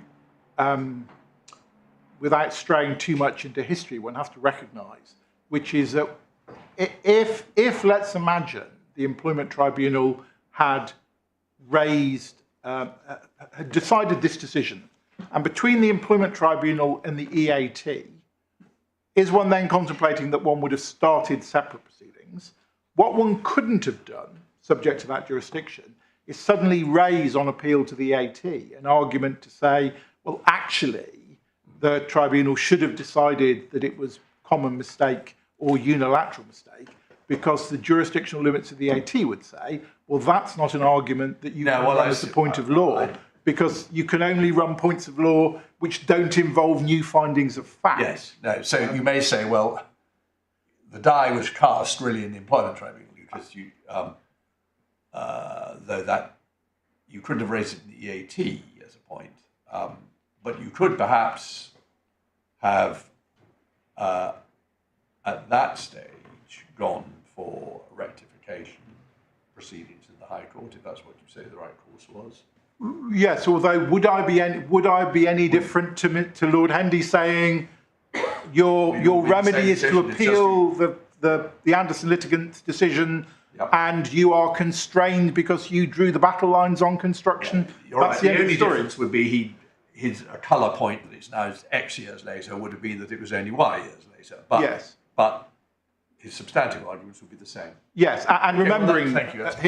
we won on late cheese as a strikeout point. I acknowledge at discretion in the court, at trial on rectification, it remains a matter of the court's discretion. But on strikeout, we won on that, and he wasn't given permission to appeal on the point. So the delay is neither here nor there. Sorry. Doesn't the court and the employment tribunal have an interest in all of this, because they're being asked to devote considerable resources, and goodness knows what the parties spent on it as well, of 3 or 4 years of litigation about what the contract means, and then suddenly somebody turns around and says, well, that's all very interesting and hypothetical, but you've just told us the meaning of something which is not the true contract between the parties anyway. And none of that was put before either the employment tribunal or the court to decide whether in those circumstances that was the way it ought to be dealt with. Yes. Well, I take that as a case management point, because that may be the point, which is in Oldie, where there were parallel litigation proceeding in the construction and technology quarters. There was a question about whether or not the Court of Appeal observed that the court might have been incumbent upon one party to have brought to the court's attention the existence of the litigation in difference, or in order they could be managed. And I acknowledge that obviously the court has got an interest in the efficient disposal of litigation, not only for the interest of the court, but more importantly for general litigants and the consequences of things. But we still come back to that problem, which is the die was cast once the employment tribunal in the way of the structure of things. Now, you could have said, well, curse on your house for pursuing this to the Court of Appeal and the permission from the Supreme Court and spending your time on that. You should have realised that the construction was hopeless and gone for common mistake or unilateral mistake. But we would have only been in the same place as we are now on the argument of the union. We just would have been there at an earlier point in time. And I appreciate the courts being vexed by having to listen to me in the Court of Appeal, and also vexed not by me but others in the AT. But between the parties, of course, we paid the costs of that litigation, having been unsuccessful at a level at which costs fell to be passed between the parties. So I don't in any way diminish the court's interest in relation to that, and I acknowledge that that is a factor. But ultimately, the broad merits view has to recognise the fact that the die was cast early on. We are looking at a position that is both past and current in terms of rectification. We are looking at me suing parties who were never parties to the original litigation and were never vexed by it, and are therefore now meeting a claim, we say, where the justice of the situation dictates that they should answer the case against them, that they have allowed a progression of the document's construction and advanced and succeeded in that construction, when in truth they know that the document didn't reflect the common understanding or the common agreement of the parties. I mean, just picking up that last point, I quite follow that the circumstances are very different. But going back to my Lord's point, suppose this had been ordinary civil litigation. A brings a money claim against B based on a contract. B denies the alleged construction, but also has in mind the possibility of rectification. It would be obvious Henderson and Henderson abuse, wouldn't it, not to raise the question of rectification in those civil proceedings? We are looking at common parties, and that will be a more classical position of vexing, where, following the Oldie approach and also the dicta of Lord Justice Clarke, as he then was, in the case I drew your attention to, that the fact that one party had privity of interest in that litigation, knew the argument, and then chose to hold back in relation to the argument. Although I note that in the arbitration case, and I appreciate we're looking at a decision from the 1930s, and quite a lot of ground has been covered in estoppel and discretion in relation to it since that decision. That didn't seem to trouble the Court of Appeal, that the one party allowed the arbitration to progress, and having failed in their construction argument, simply recast it as being an argument for rectification. I can't take any more weight from that other than the principle. So on the general discretion, we say the judge, one should be slow to interfere with the judge, but even if one was invited to exercise the discretion again, on the broad merits basis, this is a clear case. We say that if having failed on issue and cause of action estoppel, a clear case for rectification progressing. That leaves one topic, which is the question of rectification of a collective agreement, which possibly for reasons of time, my learned friend dealt with relatively He had briefly. plenty of time. He just shows that he did deal with it very shortly, though. Yes. Can I go to it? Because it is, in principle, an interesting question, because there isn't really a decided case that decides a particular point in the context of a collective agreement.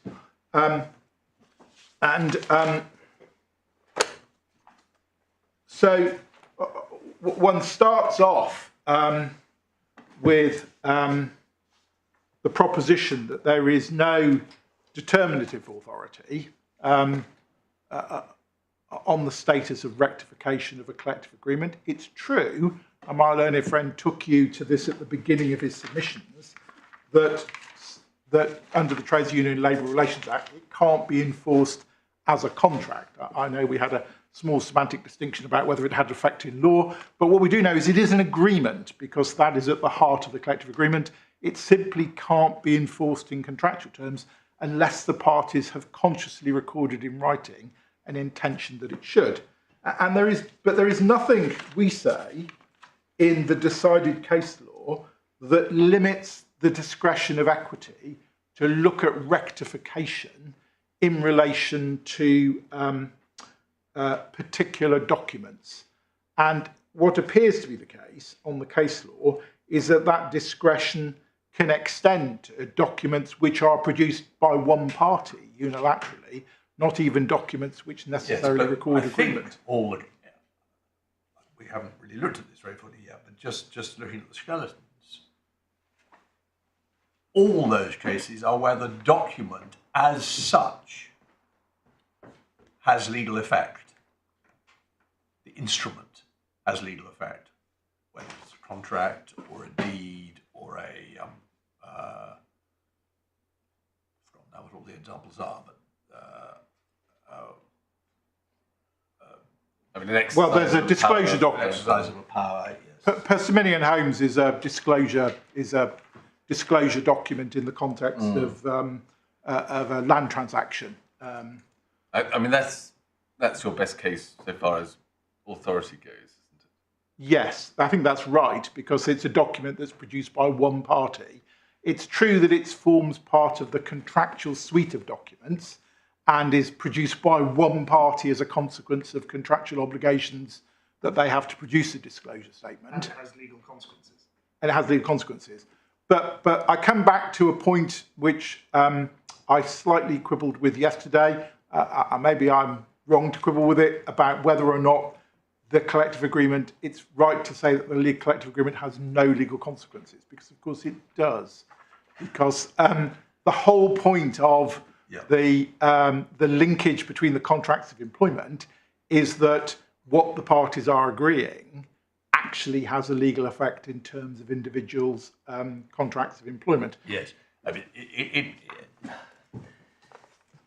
there's only so much that can be said about it. In one sense, it doesn't, because it's empty, unless in another document, which is the actual contract, someone plucks down those terms and incorporates them. So in that sense, although you're quite right, it's intended to have legal effect, in that sense, it has no legal effect. What has legal effect is the contract which incorporates it. In another, more broad sense, it has legal effect because it is produced in order to be used in a document which has legal effect. Yes. That is the correct analysis, isn't it? Where it leaves you, you may well say, and you do say, well, equity isn't so rigid. Yes. That it won't go to the source, and will, in order to get an authoritative decision about what it about rectification.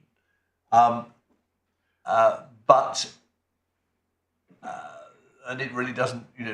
That's good enough. But that is what you have to say, and you can't say that this has legal effect in a strict legal sense. It doesn't. Well, it's not. It doesn't have legal effect in a contractual sense. What I think ought to be clear about, and I reflect back at the way we put the skeleton argument. What I say is susceptible to rectification is the letter agreement. The letter agreement records a collective agreement. I don't need to go to a broader general proposition.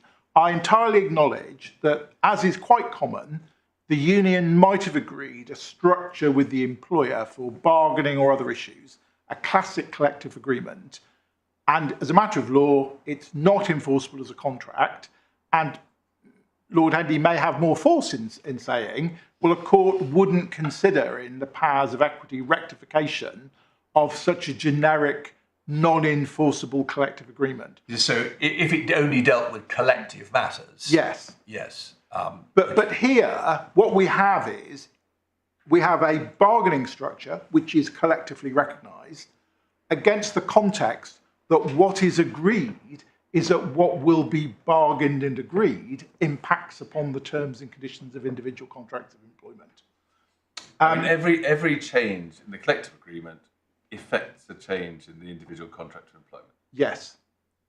I mean, that does worry me as to the parties, the rectification claim, but that's a slightly different point. But that is the reality of this. So what they're agreeing is, we've never actually looked at the letter agreement, and I was reflecting overnight that it's probably just worth looking at what it says, because it is a collective agreement because it's being reached between the unions and the employer. But when one looks at it, one sees the nature of it's in the core bundle, and I apologise, I'll just. It's the last tab in the core bundle, tab 17.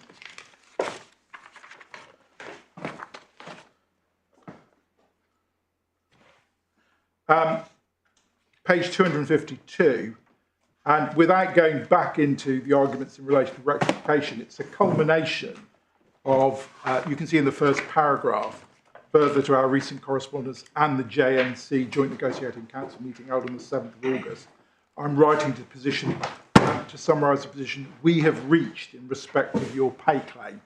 So although one talks about it being an offer, obviously for rectification purposes, we're pointing to the fact that what it was recording is the process which had been reached at that particular point in time. And don't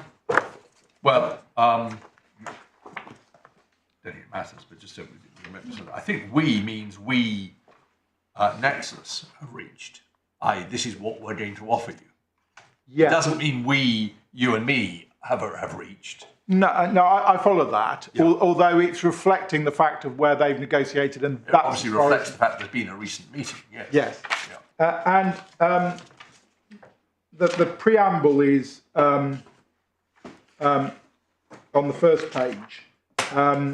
It is really not to the point. It's really the top of the second page, where the consolidation of £200 of Red Book bonus into basic salary for employees of Nexus Rail, seasonal payment for employees at the ferry. In making consolidation amount fixed, we aim to benefit those on lower pay with a higher percentage increase in basic pay. The bonus will be reduced accordingly in the future. So it's recording a collective agreement, but in the context, it's clearly intended to have the implication of the impact because of the bridge in terms and conditions. Yes. Well, I think you're just, yes, I quite understand why you wanted to show us, but obviously we do understand. Yes. That's how it works. But it is quite a stark question whether it's good enough to make it susceptible to rectification that because of a different legal instrument it will take effect, or whether no, what you ought to be rectifying is that other instrument. And that really brings me back to the point my Lord raised. And perhaps I can ask something about that. Are you saying that it was not actually open to you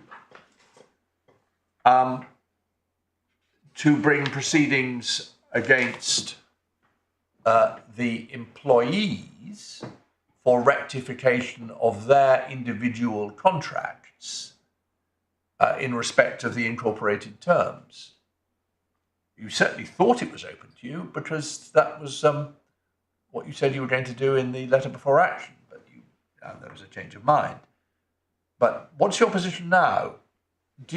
Could you have done either, but you say you're entitled to choose what you did, or are you saying what you have done is the only thing you could have done? Well, I think there are 3 points we have to identify, because obviously in the letter before action, we raised the prospect of adding the employees and the unions. We weren't saying only. Yeah, I see. I'd forgotten that, but thank you. I can be absolutely clear that we would never want to say that we would have an ability to pursue a claim for rectification against the employees themselves, because in the very arguments which are raised against me on privity of interest and other factors would dictate how we are. The heart of the agreement, we say, that has the mutual mistake has to be the party that we're alleging was party to that mutual mistake. Well, that can't be right, can it? Suppose this was a case where just ordinary commercial parties, but B, who actually signs the agreement, had delegated the negotiation of a particular term to C, who was never intended to be a party, but was just his negotiating agent, and said, basically, whatever you agree for me is fine. You wouldn't say C had to be a party. You would you would ask for rectification against the actual contractual party, and if the issue was what did A and C intend, C being the negotiator for B, B would just have to make sure that C gave evidence. The difficulty with that is that we're straying into true agency position. Well, I'm not sure that makes a difference. Well, we would identify there as being a difference between the true agency agreement and the collective bargaining of this process to incorporate. So the answer to your question is we regarded the unions as always being the necessary parties in relation to rectification, because it is the letter agreement that is what we seek to rectify, and the parties to that agreement. All right, but perhaps my example just didn't pin you down on. When I said why, you said, oh, well, we couldn't have just sued the employees. Couldn't have just sued the employees. But I don't quite understand why not. It's their contracts. Well, we're back to that problem of rectification. It's their contracts at the moment.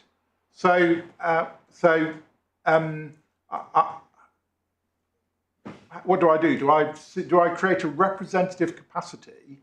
Do I use CPR 19 to do it as a group action? Identify well, that's what you would do, wouldn't you? You would know who your existing workforce was. It might actually be just the simplest thing to start proceedings against all of them with a schedule to the rest. The numbers aren't huge, but there are plenty of procedural mechanisms if the numbers were unmanageable. But how does that work going forward, absent rectification of the underlying agreement? Because tomorrow, I mean, does one have to have how does one deal with the rectification? Because you're dealing with the consequence, not the actual underlying collective agreement. If you're looking to rectify against the individual employees, it's their contracts of employee. Tomorrow, if I had that approach and I succeeded in my rectification of the individual contracts of employment tomorrow in an action, but on Friday I had a new employee who started in the bargaining group, would not they be absolutely entitled to say, well, collective agreement says the letter agreement governs my terms and conditions. That's not being rectified. Some of my colleagues might have had their contracts rectified. I'm still on those terms and conditions. And remembering that I, as an employer, I have to be very careful about how I deal with that collective bargaining agreement, because although it's not legally enforceable, if I try and induce people to depart from the collective bargaining, I end up running into the danger of being susceptible to the penalties of inducing employees to depart from collective bargaining. I've agreed to the terms being governed by that process. So that's why I say that I'm not inconsistent in this, that the effect is the effect in the contracts of employment, but the thing that gives the effect is the collective agreement. The right target is the letter agreement. The correct parties are the parties to that particular agreement. I think I've said this before. Supposing that your target is indeed the letter agreement, it remains the case that the people interested in the outcome are the employees. Yes. So even when you're trying to rectify the letter agreement, isn't it obvious that the employees need to be joined or represented? I mean, you may not need to join everyone. You could get some kind of representation order. But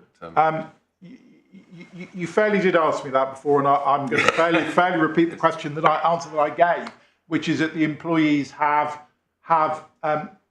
whether by personal choice or otherwise, accepted employment in circumstances where, whether they're members of the union or not, they've entered employment in which they've accepted, without it being a formal right of agency, that the unions have the power to bargain on their behalf.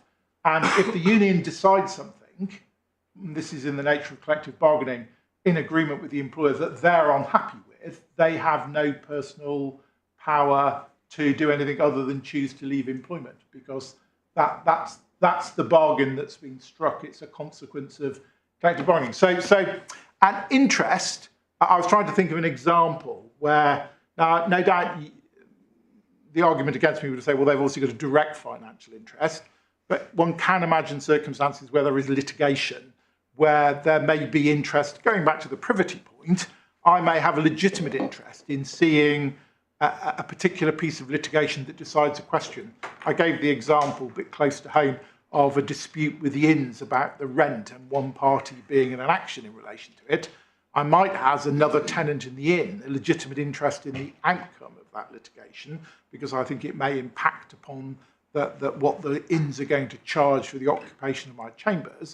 Would that mean that that the inn, if they were litigating about a point of construction on the lease, would have to join every tenant for the purposes of that action, because all of them may have had an outcome that bound? But what's different is that this outcome directly affects the legal position of each employee. I can't disagree with that proposition. It directly impacts their pay packet. That is, No, I mean, it's not just that they have a financial interest, it affects their legal position because it changes their contract of employment. yes. Well, And I can see that from a practical point of view, you probably don't want to be in a situation where you're suing all of your workforce. It's not going to make for great industrial relations, particularly perhaps those who are not unionised and therefore may be worried about who'll pay the costs if they lose. So one would expect some sort of pragmatic solution to be reached, but it seems that the parties haven't actually attempted to do that in this case. Partly, no doubt, because they're trying to strike the whole thing out at the start anyway. Yes. We thought we'd look at again. And in fairness to the union, their initial response, I don't think we've got the response elected for action, was always, we're going to apply to strike you out. And so we soldiered on in the expectation that we would be facing that particular battle. Can I just separate those out? I acknowledge your point. I'm not going back in my submissions about why I say it's not necessary. If you were and your brother Lord Justice is against me in relation to that and said that there's something which makes the action susceptible to being struck out because of the absence of the parties, I'd obviously say, well, that's interestingly never a point that's been taken against me before, so far as I'm aware. It's never been prayed in aid as being an issue about privity of interest, but it's never been said that the proceedings are defective for not having particular necessary parties. So if you were to find that, then I'd invite you to the indication that... Yes, you've said that, but yeah, okay. But I don't need to... But I think that's an entirely separate question from the question of a collective agreement and its rectification. And I suppose we got to this point because I say the right target But it's the other side of the coin, if that's the right metaphor, of your proposition that okay, this is a document without legal effect, but for the very particular reasons, it should nevertheless be rectifiable. Yes. But that immediately asks the question, why is this document being rectified, not the employee's contract? So we've been over this ground now. We have, and I'm not sure I can usefully add more to what I've said, but the question of who the parties are is really the same question. Yes. Yeah. Do carry on. Yes, in the skeleton argument, we set out the passages from Snell, and we make reference to the Persimmon Holmes case. None of them, they all use language that talks about documents. We've already covered this ground about legal effect. I'm not going back over that.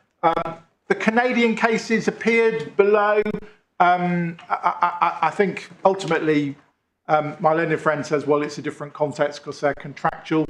I don't place any specific weight on the Canadian cases. You accept he's right about that? As I understand the law, that's right. Yes. And so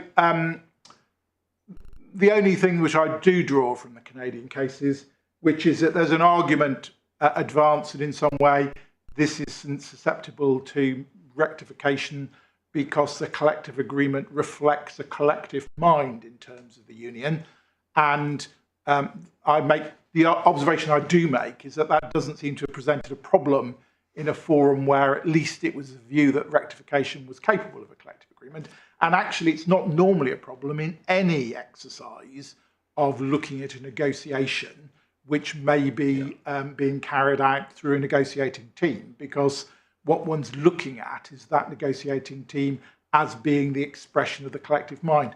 The fact that the workers balloted upon the agreement isn't really the point from the point of view of whether or not what the document has been presented. At classic mutual or common mistake, you're looking at, you're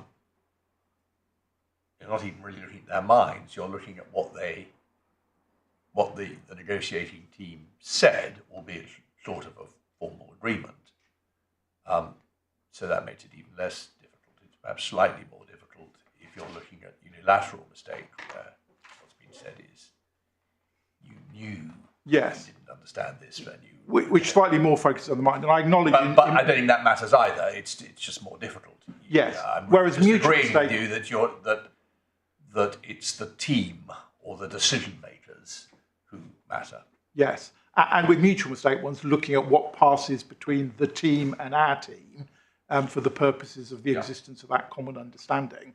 And there's nothing, any corporate body that negotiates, where there's a negotiation, you look at what passed in mutual mistake between the team that negotiated on their behalf. The unions are not a corporate body in that sense. They are collectively bargaining for the membership, and the membership of the RMT voted on whether or not to do the deal, binding effectively the union to accept it. But that doesn't change the mutual mistake focus as being on what was passing between the union's team and our team. So ultimately, we say that there's nothing in equity that bars this out. Remembering this is a strikeout, so obviously, of course, it's open to this court to take a point of principle in relation to it. But we do say that ultimately, it's a point of principle that doesn't really run. It will always lie with the discretion of equity to look at this agreement. If you're against me as to say, well, really the logic of your argument is that the employees have to be in as well, then I take that on the chin, but say that at least would not involve striking out, but an opportunity to amend to include some representative case. It never changes the need for rectification, because rectification needs to go forward as well as backwards. I think I've reached the end of what I was going to say, other than being told that I've missed something which is important, if I might have a moment. Of course.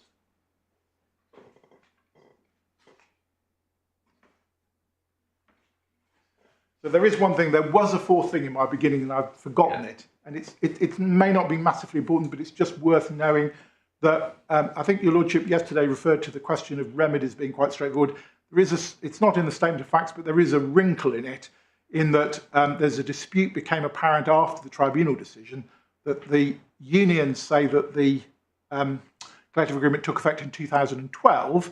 We say it didn't take effect until 2013, and say that, in fact, the unions had agreed a small lump sum for that year, consistent with the common intention that overtime wasn't being... Well, fair point, and if necessary, we'll put that as a footnote in our judgment, but it doesn't affect any point of principle. It doesn't affect the point of principle, other than that there is not quite a determination of overtime amount. It's not just a matter of arithmetic. That question of when the letter agreement, for what year the letter agreement became binding. Yes. Yeah. And as I say, there's a small overlap with the rectification case there, because it's part of our case to say that the union agreed a small sum for 2012, consistent with the common intention that overtime wasn't included. But that's straying into merits, and I don't go there, obviously. So that would overlap with rectification. It would be a subsequent agreement about when the letter agreement would take effect. But anyway.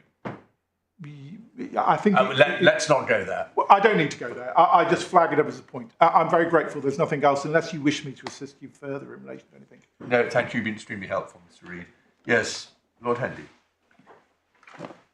Lords, can I first turn to the jurisdiction point, the question of what jurisdiction the tribunal had to entertain a claim for unilateral or common mistake and to rectify the contract were those failures to be demonstrated. Lord, the starting point appears to us to be your lordship's or this court's decision in the earlier form of these proceedings, which is in the supplementary bundle at page 85. In my Lord Justice Underhill's judgment at paragraph 27,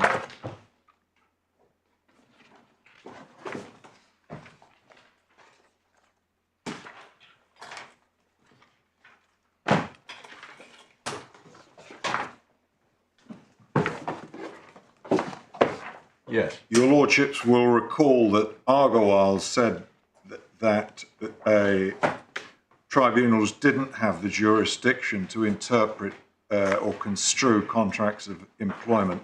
And at in the context of a Part 2 claim. Indeed. Yes. And at paragraph 27, your Lordship said, in my view, Judge Richardson and Judge Hand were correct not to follow Argyll for the reasons that he gave. At risk of repetition, briefly, can summarise what seem to be the essential reasons. One, Delaney and Staples, to which Argyll was not referred, is binding authority that a tribunal has jurisdiction to resolve any issue necessary to determine whether a sum claimed under Part 2 is properly payable, including an issue as to the meaning of the contract of employable. In truth, that's the end of the matter. Lords, those words... That's true, but this particular issue about rectification was not for the court, although I see absolutely. No, I accept that. But the breadth of the words, nevertheless, is, in our respectful submission, significant. Any issue necessary to determine whether a sum claimed is properly payable. And then in 3... Your Lordship said there's no good or even frankly comprehensible policy reason for carving out from the jurisdiction of the ET one particular kind of dispute necessary in order to resolve a deduction of wages claim. On the contrary, to do so would be incoherent and would lead to highly unsatisfactory procedural demarcation disputes. And again, my lords, we do think that those words are apt here. It would be most unfortunate if issues in relation to alleged mistake had to be taken to the civil courts rather than determined by an employment tribunal, whatever the limitations might be on the remedies that the tribunal could grant. Lord, the reference to Delaney and Staples takes us back to paragraph 15 of your Lordship's judgment. I'm obviously not going to read all that, but in paragraph 15, your Lordship is citing from Lord Justice Nichols in Delaney and Staples, which you give the reference to in paragraph 13. And just one short passage on page 91, the second paragraph of the quotation says the Act concerned with unauthorised deductions, but Section 8.3 makes plain that leaving aside errors of computation, any shortfall in payment of the amount of wages probably payable is treated as a deduction.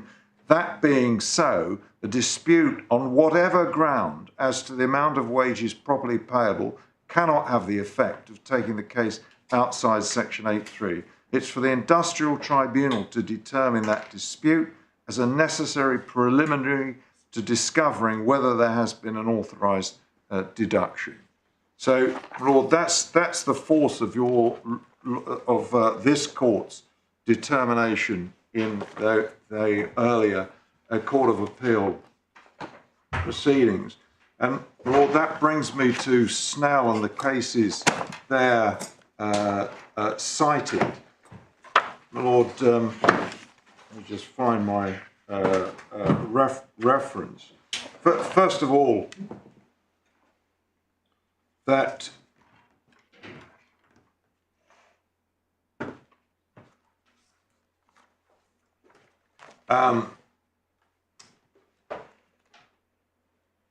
in relation to Crane and Hegeman in the High Court and indeed in the Court of Appeal, if your Lordships would just look at that for one moment, there's a reference to estoppel there I just wanted to make absolutely clear that what's being referred to there is some kind of equitable. Oh yes, that's different. That's an estoppel arising out of the fact that they had agreed.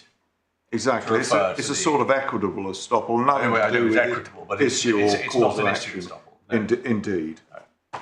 Indeed. Mr. Reed's real point about this is that the cases and Snell talk about rectification as regards a past transaction and therefore not binding in the future.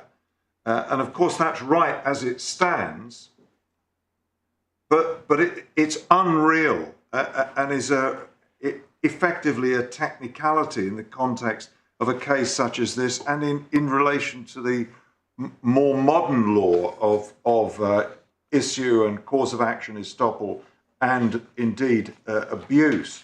Because clearly, if mistake had been established by Nexus in the employment tribunal proceedings, so that the term is as should have been as they have sought to reword it, rather than as it is and has been interpreted by the Court of Appeal earlier, then plainly Nexus will be the first to rely on issue estoppel to defend that employment tribunal decision in their favour for the future.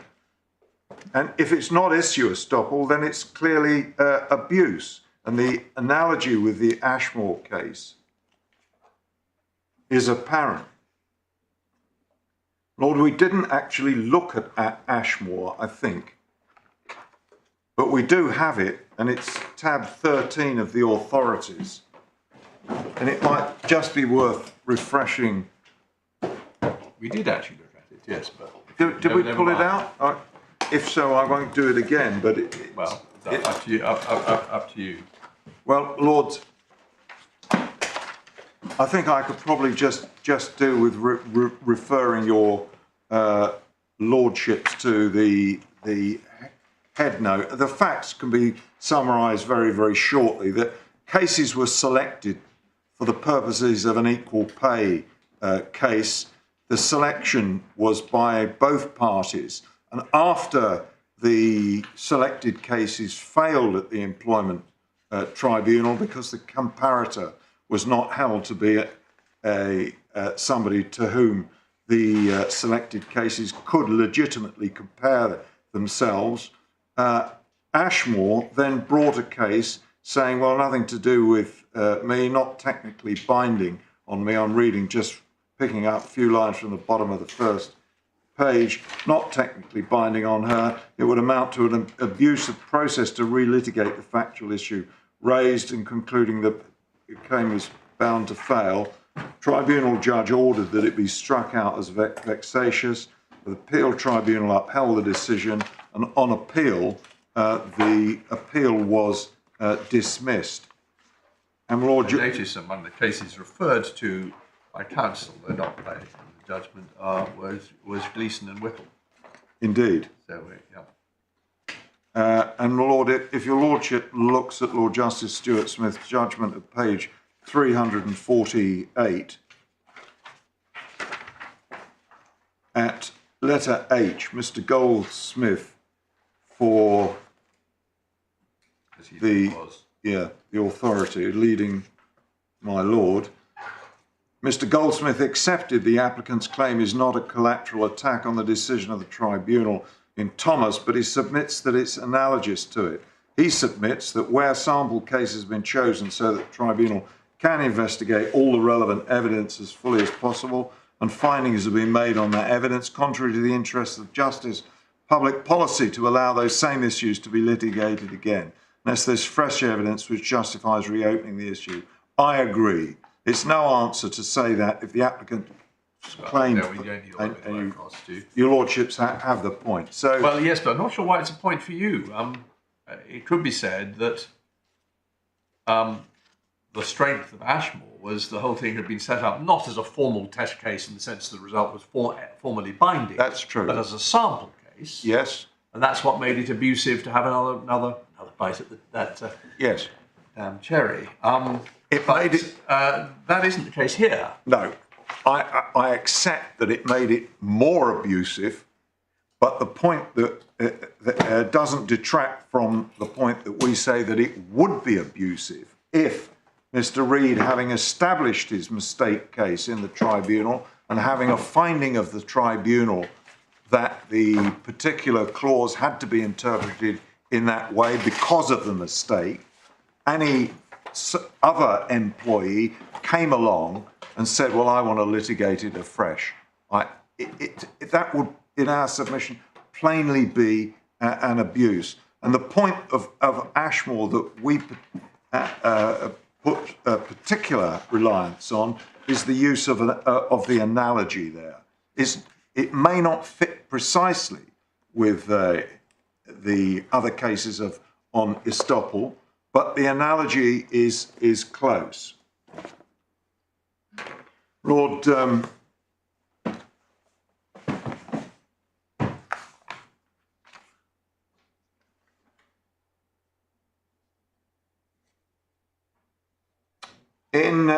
I just want, while I'm on those cases that Mr. Reed referred to, he first mentioned the case of Breslaw and Berwick, and we did have it open, but there's a passage in it, a very short one, which I wanted to show your lordships, which I've now lost. I've got it. Lords, the passage, if your lordships have a judgment of 1877, it's on the second page. Can't see page number, so it's 53.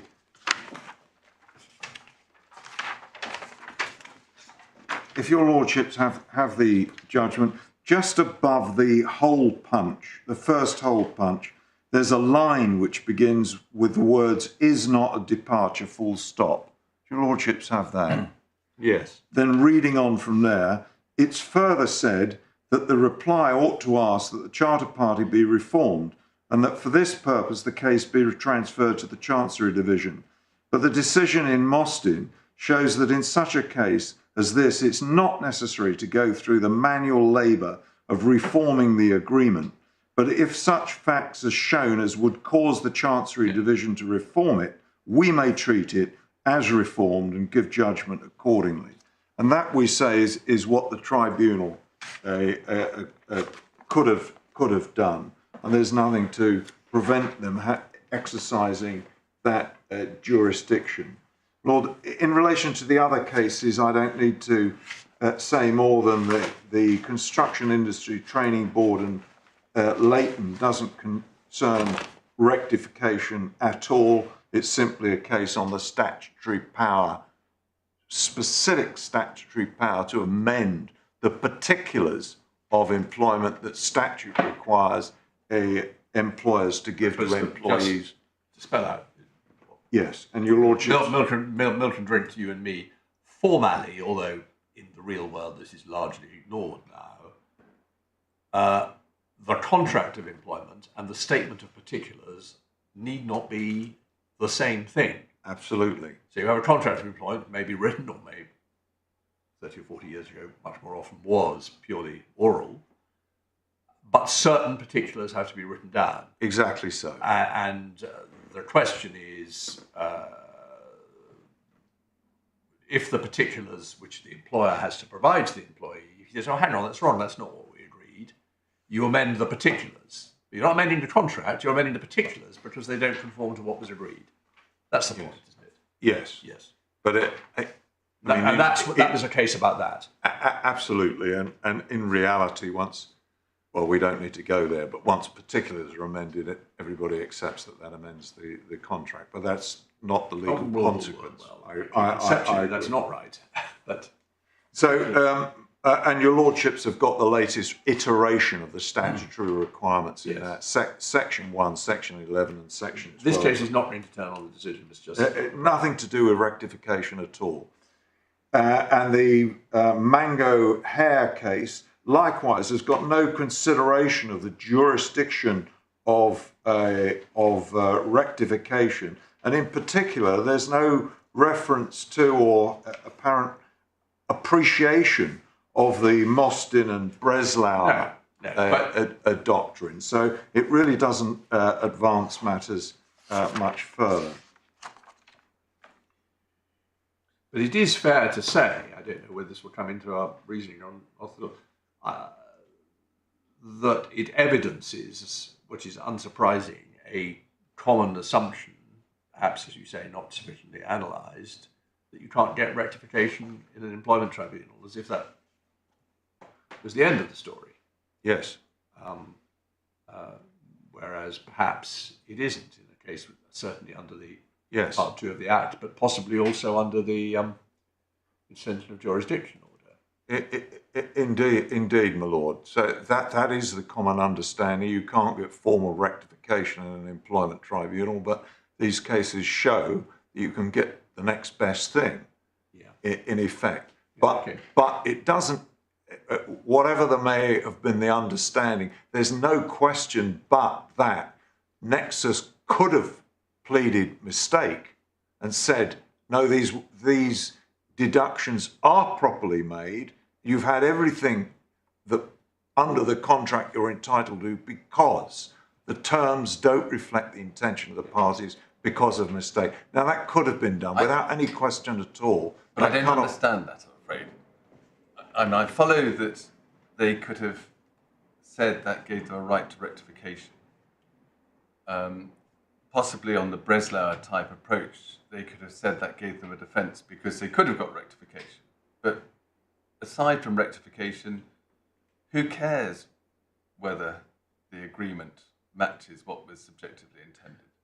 Because the tribunal have to ascertain what is properly payable under the contract.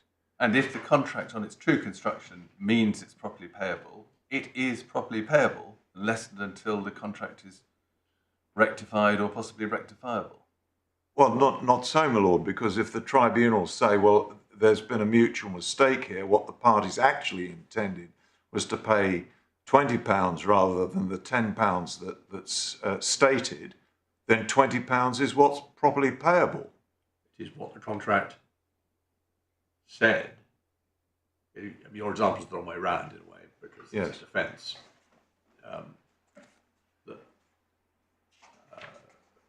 The contract says £20, but in fact, the true intention was it was only £10. Yes. You say that the Breslau case establishes that you don't have to get it rectified. You can raise it by way of defence and say equity would rectify this contract. You took it to the Court of Chancery to say £10. Yes. And to say £10 as it were from the start. Yes, and I go further and say Delaney and Staples and your lordship's judgment in Anderson is to the same effect.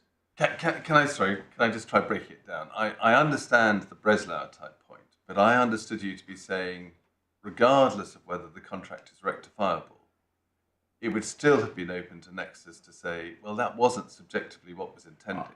Yes. And therefore, this money was not properly payable. Yes. Now, that's the bit I'm querying. Well, I didn't understand you to be saying that.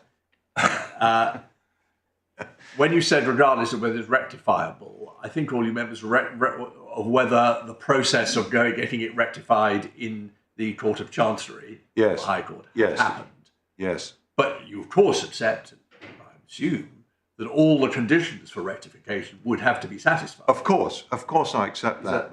Yes.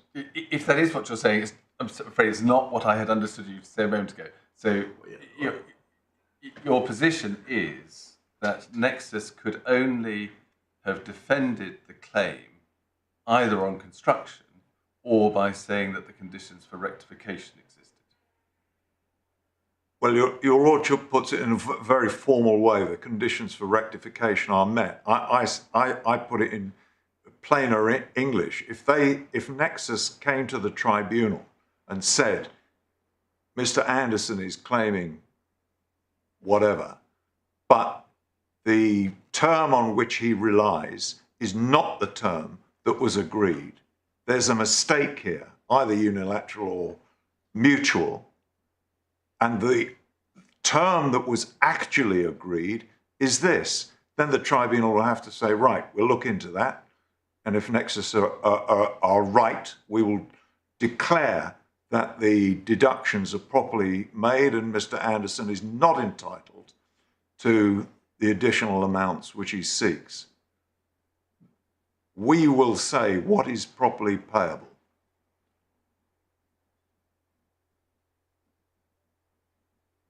So in effect, meeting your lordship's more formal point, the conditions for rectification would be met in that prosaic way of putting it.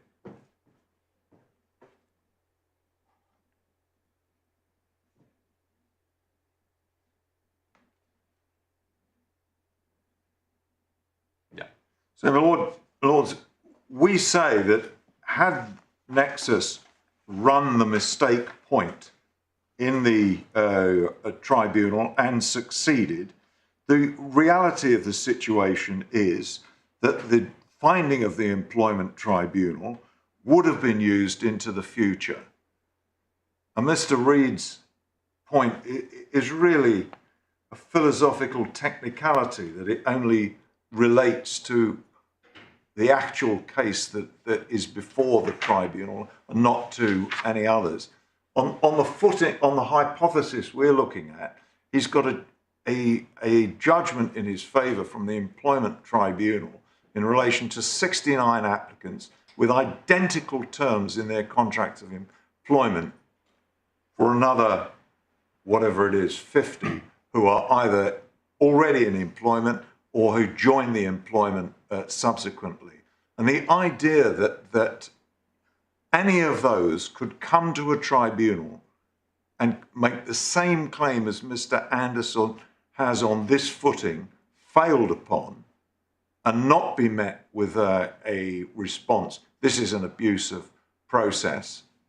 Whatever the methods of mitigation in the employment tribunal, mitigation of abusive process might be, an immediate strikeout, consolidating the claims to do so and so on, is in our submission completely unreal. Once the determination is made, and of course I accept what your lordship said, if it had been taken to the Employment Appeal Tribunal or indeed the Court of Appeal, that would have been stronger still. But nevertheless, an unappealed decision of the Employment Tribunal that this is what the term means in this employment, in our submission, is going to be treated as determinative in the future. Can I just ask a question about that? Or if you're going to come separately to issue estoppel, I'll save it till you come separately to issue estoppel. I wasn't going to deal with it as a separate heading. No. Well, can I then ask this question? Of course. Let's suppose, for the sake of argument, that so far as Nexus and the Anderson claimants are concerned, you get an issue estoppel such that it is no longer possible for Nexus to contend, as against the Anderson claimants, that the contract should be rectified. Now, as I understand it, you say, well, that also bites so far as other claimants are concerned, other employees are concerned. So why? Why would it? Why could a Unite claimant or somebody Yes. who wasn't a member of the union claim to take advantage of the issue estoppel which would arise as between the Anderson claimants and Nexus? Because the Employment Tribunal have investigated the claim of mistake and found it not tenable or rejected it for whatever reason. And unless Nexus come again with fresh evidence to support their claim of mistake, then the matter has been determined. Well, of course, we're not in quite that situation. You say there's an issue of estoppel without the matter having been determined at all. But there's still an issue of estoppel which prevents Nexus from running as against the Anderson claimants, the rectification point. So the question is, on ordinary principles, you've got a decision between different parties. But we know that a decision between different parties can still be binding in relation to a third party if you have certain sorts of privity. So do you say that there is any relevant kind of privity between a non-unionised employee and an Anderson employee? I do, my lord. And if so, on what basis? Yes. I'm sorry, I misunderstood your lordship's question. Privity is an issue that I'm about to address. And privity is key here.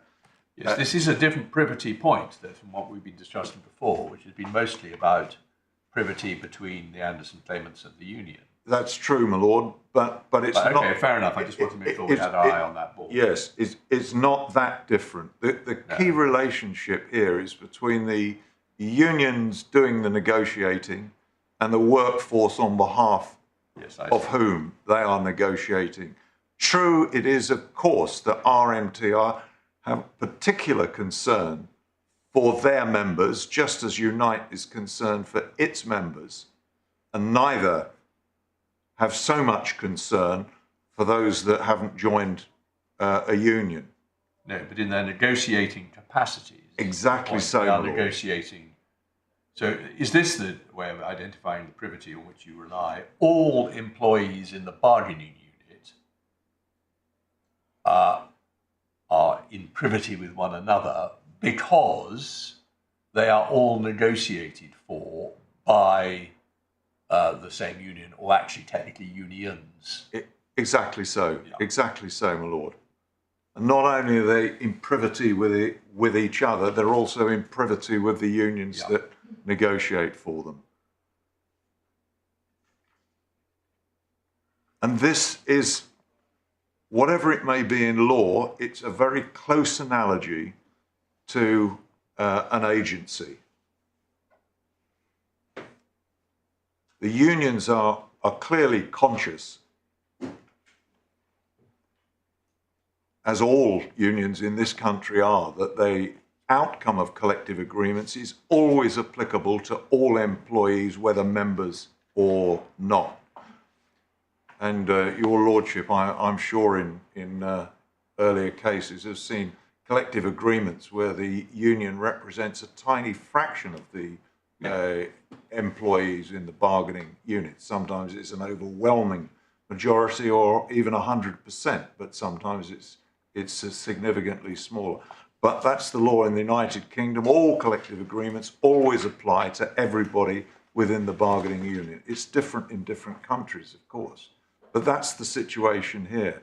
So that the unions doing the negotiation know that they're representing the entirety of the workforce to whom the collective agreement will apply. Now, Lord Henry, I see the time. I suspect, unless they give me a significant shake of the head, my lords would probably prefer us to sit on and finish if you are not going to be very long. But I don't want to put you under any pressure, but realistic estimate, how much more do you have to go through? Entirely up to you. I don't think I have got a great deal more, but I would be faster if I could just gather my thoughts together. And no, we're not going to impose on you a sort of rush through to 20 past it. If you would rather rise now, we'll rise now. Well, if your lordships wouldn't mind, and I do think I will be shorter. When we come back and you're only 5 minutes, we'll say, oh, well, why didn't we go on? Your point is that if you're going on now, you might be rather longer. Indeed. Very well. However, we will slightly abridge. Why don't we say come back at 2 o'clock? Certainly, Lord.